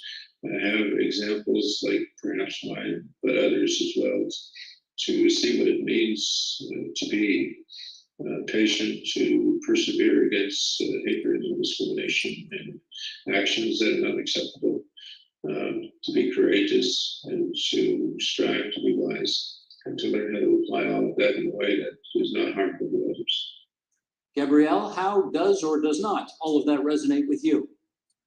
It just feels like we're saying the same message over and over again with very little progress on behalf of the Canadian government and Canadians too. Canadians as a whole have to take responsibility as well. It's exhausting. And I think that that's something that we just saw in that clip. You know, Justice Mary Sinclair is getting tired. Just as we're all so tired of having the same conversation over and over again. It's really like being in an abusive relationship and the abuser continues to apologize but never changes their harmful behavior. Eventually you just walk away, and that's really where we're getting to. I just like can't even express how discouraging it is, how awful it feels to be living in these crises. You know, not only do I have friends that have passed away from suicide, but I also have people in my family and friends that have been part of the MMIW crisis that Murdered and missing Indigenous women. represented. Yeah, murdered and missing Indigenous women, which is a crisis, a Canadian crisis. I also have so many young people that I work with that have been in and out of incarceration. There's so many youth that we work with that are part of the child welfare system. And these are things that the Canadian government perpetuates. There's no solutions that they will take and actually put action into. So we have to do it. Indigenous people have to carry the burden of that reconciliation. And that's not fair at all. Clayton Shirt, we're going to give you the last word on the program. Go ahead, please.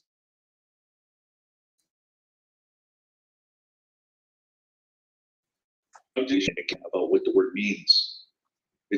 You look it up, and I just say this to everyone, I'm going to speak in plain, simple terms. You look the word up, and what does it mean? It just means friendly relations. That's all it means. Truth. And so when I say this, as an Indigenous man, I don't have to reconcile with anything. The only thing I have to reconcile with is the impressions left in my mind of colonialism, colonization, all of these things. And I've been struggling with this for my whole life. And I say this, and so that's the only thing as Indigenous people we have to reconcile with. Friendly relations, again, with our spirit, our heart, our body, our mind, to find that balance again. And so as human beings, we say to our brothers and sisters, we say, yes, this is what we're trying to do. They have to reconcile with what their ancestors have done. So they have to do it. They have to do that. It's their responsibility. It's I am a human being. I am independent but dependent on everyone else, a nation, a tribe, my community. So it's very important to understand that. So when I try to decolonize my mind and I say, okay, this is all I have to reconcile with, is who I am as a human being, as a Anishinaabe man. And so I encourage our youth, right? You guys don't have to reconcile with nothing but that, with those impressions left. So, and of colonialism. So I take great, very, very hopeful, but again, hope has to be based in reality. Because if it's not, then it's just fantasy. And I know that word gets thrown around a lot. And I just say that to the youth, and so the reality is, it is a struggle, but there is, the Creator has given us something besides life. The greatest gift besides life is our intelligence, our minds. And so I encourage our youth to use that again, do more thinking, right, about this. don't believe anything they're telling you, right? As indigenous people, that word belief, again, was never said this here. In indigenous languages, we don't have a word for that, the word belief. And that word belief is use it cautiously, because this is what they did. They forced us to believe in something we didn't want to believe in. Their way of being, their way of life. And so we need to understand that, and we come to the terms we know who we are, and this is what we're trying to do. And so I say to our youth to keep going, to keep struggling, and it is going to be a struggle for all of us as human beings. We're in a critical time. The earth is being threatened, etc. All of these things, and so the truth and reconciliation is just a conversation. So I encourage the youth and I encourage everyone to keep that conversation alive, because that's all it is. It's just a conversation. And so we can borrow from the past to be present, to look forward to a new future. As Canadians, whatever identity that you want to hold on to, but we know who we are. We are the Indigenous people. So I just want to say that, and I want to say thank you for all these people who come here to speak their truth. And miigwech to all of you. miigwech to you. Let me echo those views, and we thank you. Any thoughts on that last little segment? This sounds like the rest of the Black leaders. Yeah, that's exactly what Omar was saying. Talking about keep struggling, this, that, that. None of them are talking. Try this, try that. Well, if you say we're in an abusive relationship, we need to walk away. When is the abuser let you walk away? There's no mention of law or accountability from that level, changing the system with full comprehension of infringements of rights for the indigenous people. So it's just smoke and mirrors. Sounds like and it should not be got the room or something.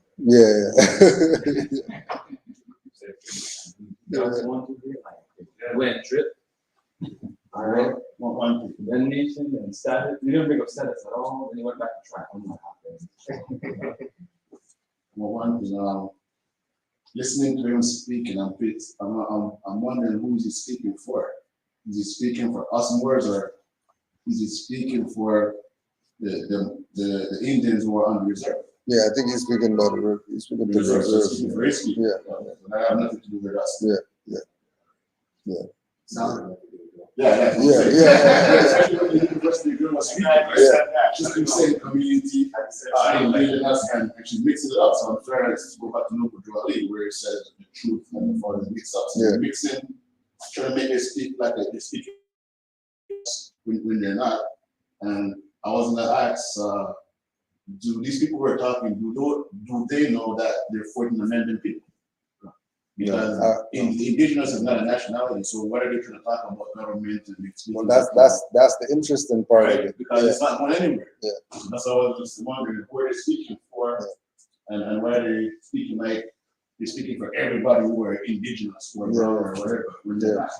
I mean, on a level, they're with ears, eyes open. Yeah, they're talking to everybody who qualifies. You know what I mean? Because like you're saying, they weren't saying anything that we're against like that. If we take out all the colorable terms that they're using, they're saying exactly what we're saying. You know what I mean?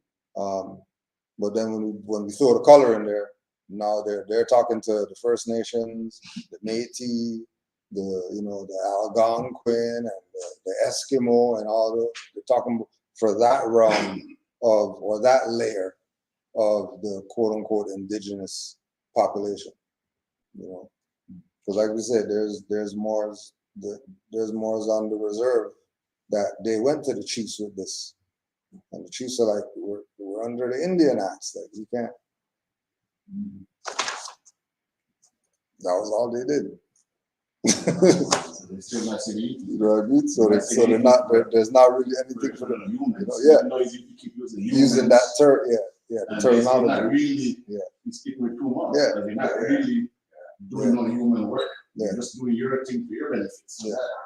You know what I mean? Yeah, and again, it's dependent on the. Until they're going to be us, Like we would say, like for me, I would say, you say you're my ancestor. Prove to me that you can farm. And don't tell me about fishing and shooting buffalo. Yeah. Prove to me that you can farm something, Yeah. not tomatoes, not spinach and all the lettuce things that we do here in the garden. Prove to me that you can bring forth some provisions. Yeah, real. You're my ancestor. You're gonna have to prove to me and show me how to do farming. Mm-hmm. You know what I mean? Those are just one of the things. And then you're gonna tell me where you people come from and who brought you here, who are your people. Because if I can track my family all over the world, where did your family come from? Right.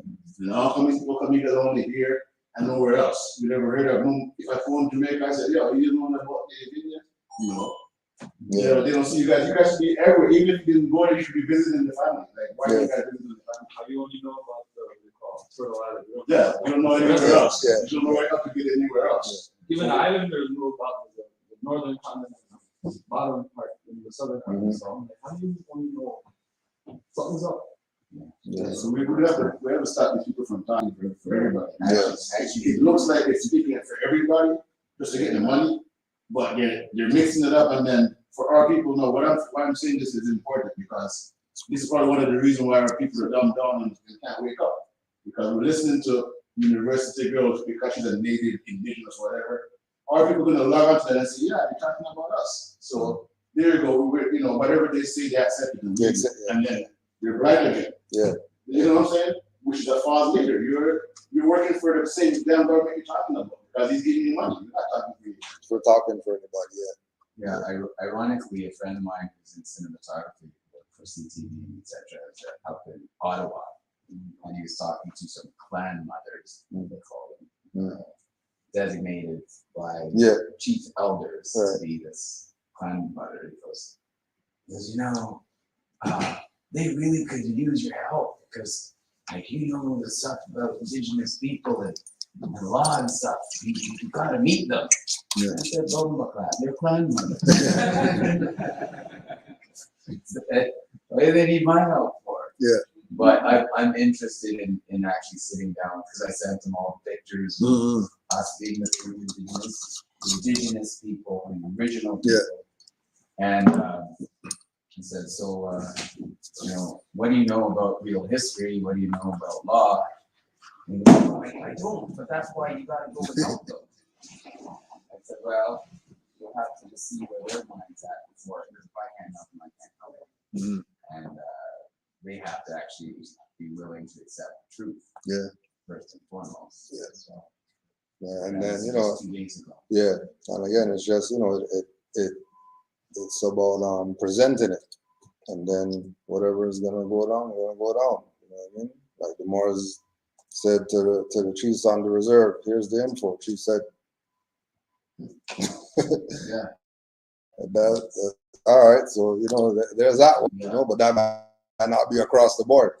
Right. You know what I mean? Yeah. You know, the clan mothers might be open. You know what I'm saying? They might be searching for some stuff or whatever.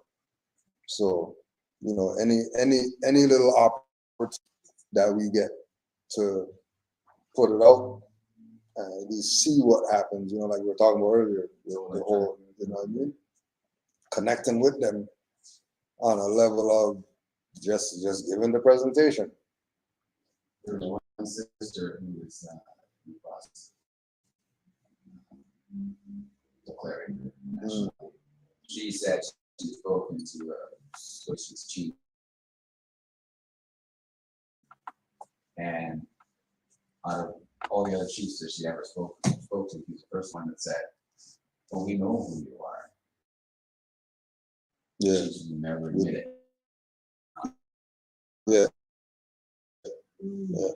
So some of them know. I said earlier, the Treaty of Cancun, that I could see right up all the names that signed off on.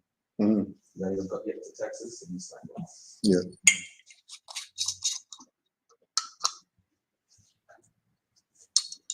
Yeah, it's obvious we're connected, you know, to the indigenous culture on this side, and you know where we're at. It's just about connecting with the right one of them.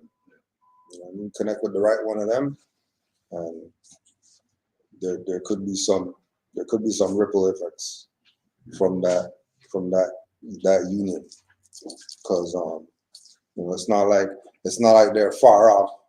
Because even if they claim not from here, they're going back to Asia still, which is still going to be us. You know what I mean? So they don't really they can't really escape the fact that eventually they're gonna have to get with the true Aboriginal indigenous people, and either yield whatever position they have so that the true indigenous can talk, or they denounce all their stuff that they got through Indian acts and through whatever they were claiming before, and get on board with where they're supposed to, they're declaring, proclaiming, naturalize what they got to do to get themselves out of the whole Indian being under the assimilated jurisdiction to being free, so they could start making some decisions. And if they can't make the decision, they can invoke their self-determination and just do the stuff themselves. Which they, again, when you go through and you check all the different chiefs with their mansion and 3-car garage and whatever, you know where the finance went. Any other questions or comments? We're just gonna take our reading from the Red Book, chapter 22. Yahushua addresses the 7 sages and goes to Galilee. The 7 days of silence passed, and Yahushua, sitting with the sages, said, "The history of life is well condensed in these immortal postulates. These are the 7 hills on which the holy city shall be built.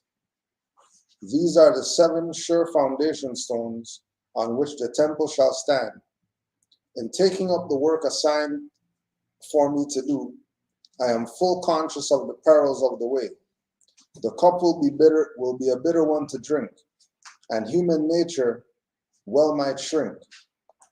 But I have lost my will in that of holy breath, and so I go my way to speak and act as I am moved to speak and act by the holy breath. The words I speak are not my own. They are words of him whose will I do. Man is not far enough advanced in sacred thought to comprehend within the temple of Allah. So the work that Allah gave me to do is to teach men to build a temple of love within. I am sent to be a pattern of the temple that must be built within. My task as builder lies within my native land, and thereupon was the temple of mighty Allah made known, the Allah in man. And from the lower estate of men, I will select 7 men who will represent the temple of love, Allah in man. The house of Judah, my own kindred in flesh, will comprehend but little of my mission to the world. And they will spurn me, scorn my work, accuse me falsely, bid me, take me to the judgment seat of carnal men, who will convict and slay me. But men can never slay the truth. Though banished, it will come again in greater power, for truth will subjugate the world. The temple will live. Though carnal men will prostitute its sacred laws, symbolic rites and forms for selfish ends, and make it but outward show, the few will find through it the kingdom of the soul. And when the better age shall come, the temple will stand upon the 7 postulates and will be built according to the pattern given. The time has come. I go my way into the world, and by the power of the living faith and by strength that you give me. And in the name of our God Allah, the kingdom of souls shall be established, the 7 hills, and all sages said, Amen. And Yahushua went his way. Islam. Any thoughts on that?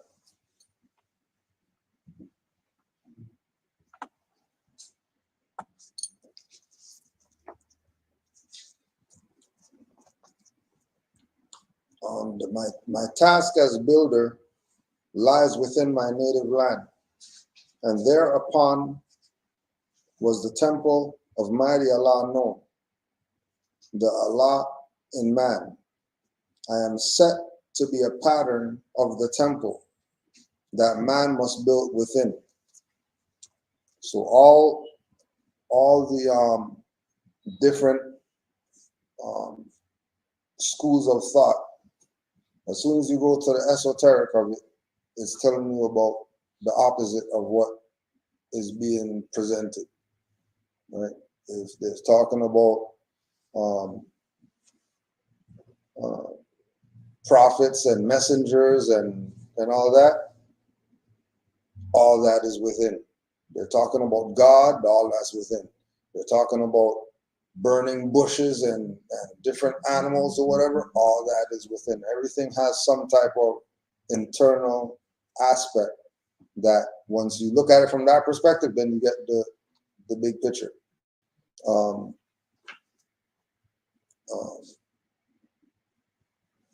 Man can never slay the truth.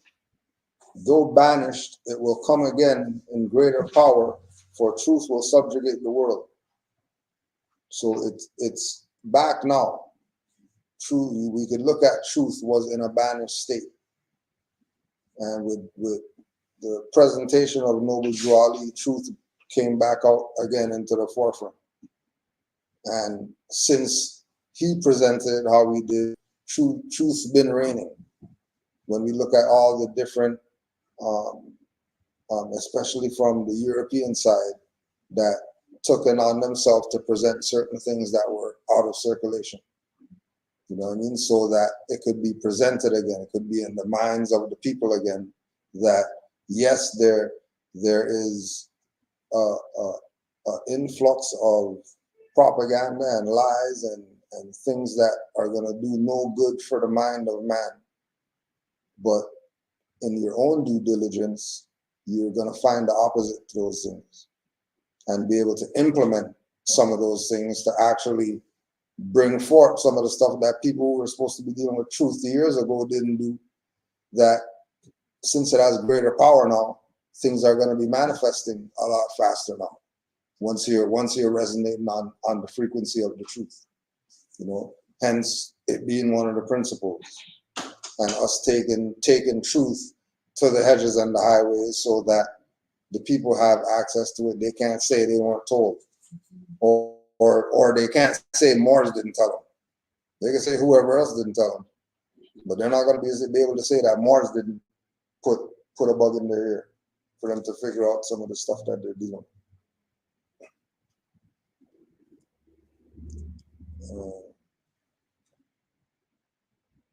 And just like, you know, in the scriptures it talked about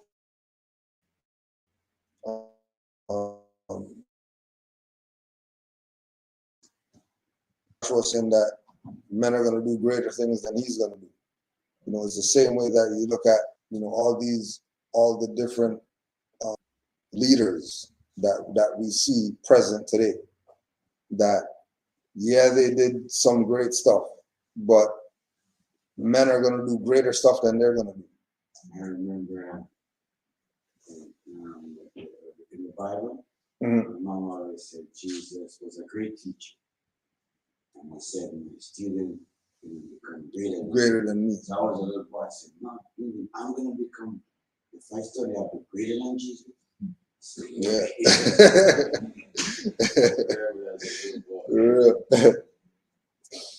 Right. So everybody should look at it like the time has come. I go my way onto the world, and by the power of living faith and by the strength that you have, and in the name of God Allah, the kingdom of soul shall be established. You know, that's all that's dealing with it. The whole thing. The kingdom of soul isn't some heaven you're going to. It's all within. Right.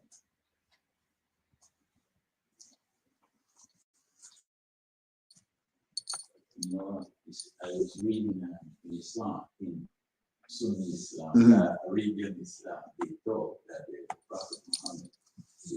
Islam derives from the West. Mm-hmm. And this is a sign.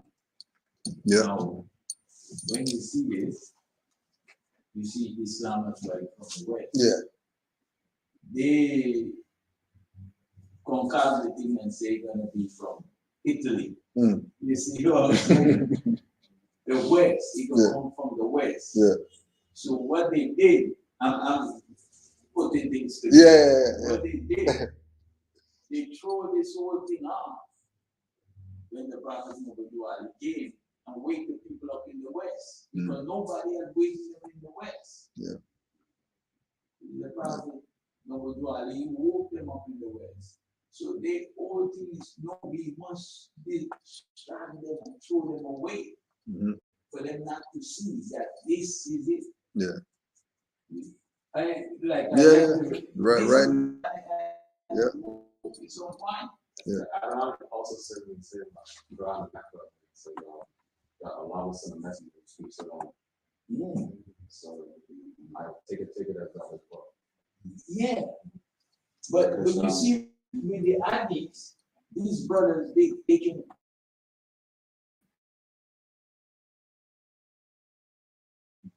But now when you're picking it, everything is like, oh, these guys, they put a pass on. Yeah. So, Muhammad, we don't speak it now. No.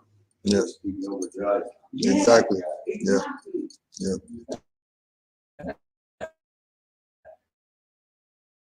And we're talking about the sage, right? Mm-hmm. And that Arabian Ethiopian brother was a sage. Yeah. Yeah. But he kept everything over. Yeah. But again, it goes back to the thing of not studying, not checking it. You know what I mean? Once you don't check it, you're it's based on what somebody says. I mean, until you go check for yourself and realize this is what's going on, put, just like you're saying, put, because everybody, if we pull everybody who has indoctrination from, you know, Christianity, Islam, Judaism, whatever, right? All of them are going to have the same tunnel vision perspective. You know what I mean? All of them, you're going to go to their house, they're going to have the book open on one page or whatever like that. Nobody ever touched it. Nobody ever looked at it. It's just there, keeping the house holy or whatever. You know what I mean? Because that's what, right. No, the book is to read. The book is Yeah, to read. yeah. Like nothing's happening with it just there. Yeah, yeah.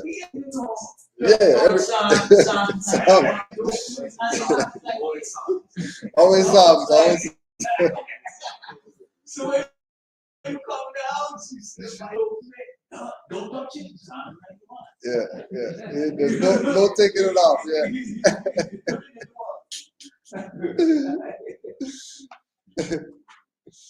Yeah. The Psalms, yo. So uniting with the Quran. Circle 7. Yeah. Something like that. Yeah. And that's the, you know, that's the whole point of you know what it is we're in this for. You know what I mean? For us to get our mind in the right place, so we could do what it is that we're supposed to be doing. Because this isn't the everybody job.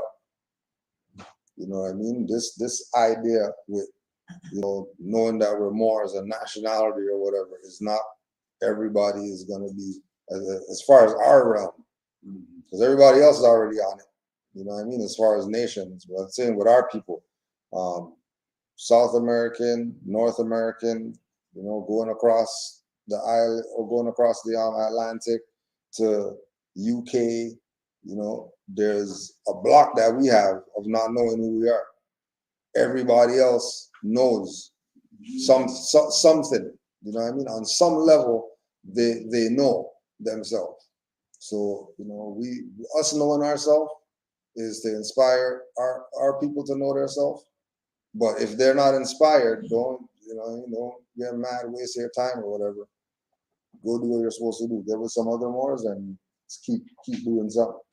relative to this, you know, because you know we're it, you know. They if we look at the savior complex with our people, that it's always somebody coming to get them or whatever. Our school of thought's the only one to say you're about to get yourself. Ain't nobody coming to get you like that. You know, the messenger and all that stuff days are over. So once you stand on the ground, everything comes to you. It's gonna come to you automatically. Yeah. You know what I mean? Automatically. You know, now you become the vortex pulling stuff. You know what I mean? Yep. Because some of the outsiders will say, well, you guys did all the dance things. What you do now? Yeah. What you doing now? Yep.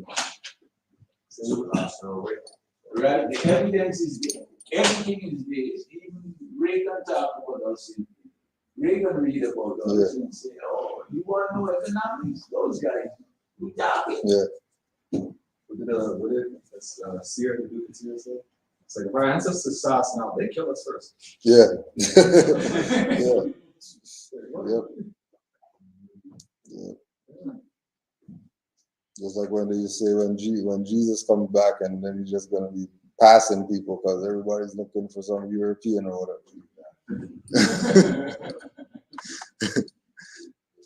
Everybody passing them. And they came past that, you know. Oh yeah.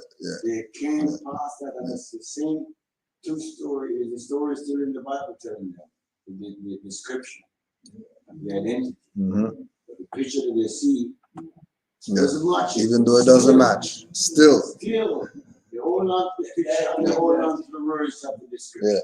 Yeah. So you know those sorcerers were good. Yeah. Good. That's what we're dealing with. Yeah. That's some mastery right there. Get somebody not, you know, just like the brown calling yourself black, they're brown and all that. It's crazy. Jesus chosen origin. Yeah. That's what Jesus. Yeah. Sometimes I have to say, Jesus should come back again because J, that letter is only 500. Jesus was here, they said 2,000. So if he should come back, he'll give them shit to change his name. Yeah. Give them shit to do up their left. But you change my name to Jesus. Yeah. Just like that. It's a lot more. So if you're not on the email list, just talk to me so we can get your email on the list. Will be, I think the next thing I think coming up is probably Juali Day. I think there might be a walk or something before that. But as of right now, you know, we're just battening down for what's about to drop. We're going to be doing autumn cleanup one sometime coming up over the next month or something.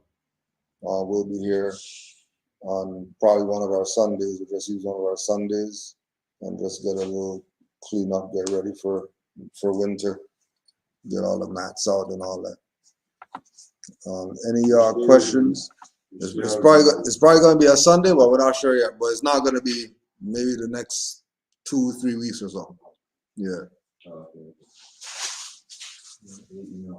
Yeah. We'll send out an email with regard to all that. Yeah. Any other questions before we close up? It's good. Straight. All right. Any other questions? More good. All right. Say it again. Oh yeah. Yeah. Well, let me see what these ones are.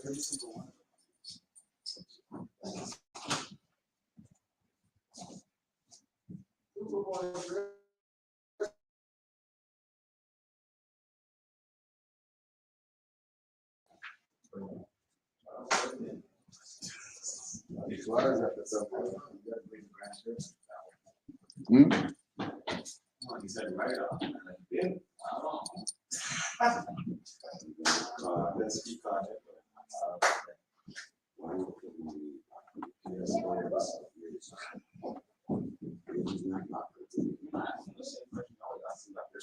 Their system, computer, it's great.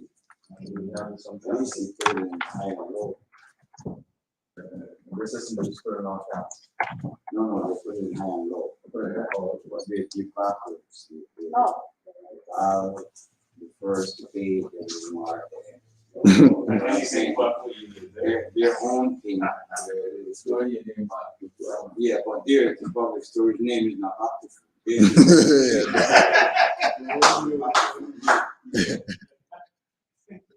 That's what they collect.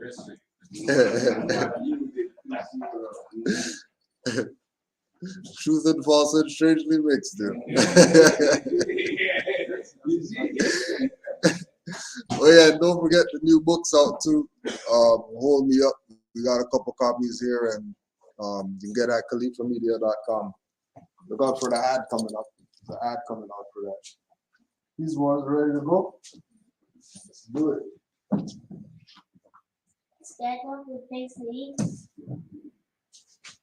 5 on the left, 2 on the right. Allah, Father, universe. Allah, Father, universe. Father of love. Father of love. Truth. Truth. Peace. Peace. Freedom. Freedom. And justice. And justice. Allah is my protector. Allah is my protector. My guide. My guide. And my salvation. And my salvation. By night. By night. And by day. And by day. To his holy prophet. To his holy prophet. Noble Jalali. Islam. Islam, Morris.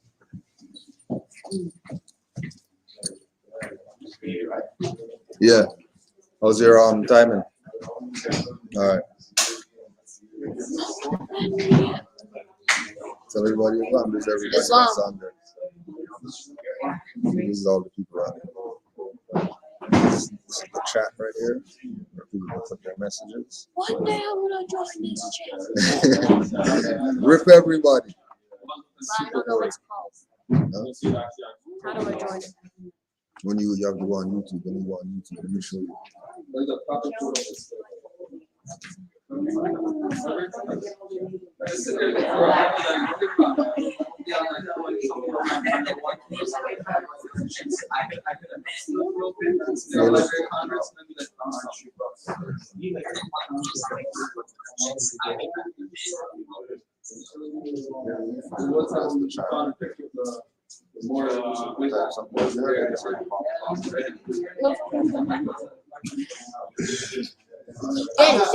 Daddy.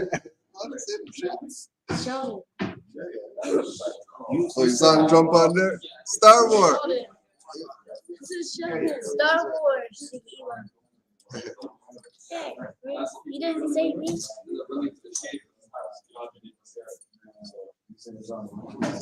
Sheldon watching this. It's a lot more. Did he say so? Yeah, he's on He there. didn't say so. Huh? You can't hear them though, because they can't talk to you. Wait, they can't hear us? No, they can't hear us.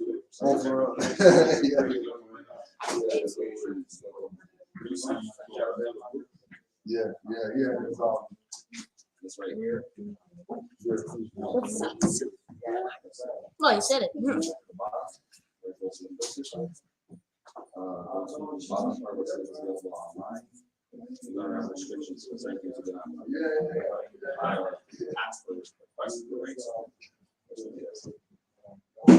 to the bottom. Yeah, back again. I'll be ready to call available online. Ready to check mark.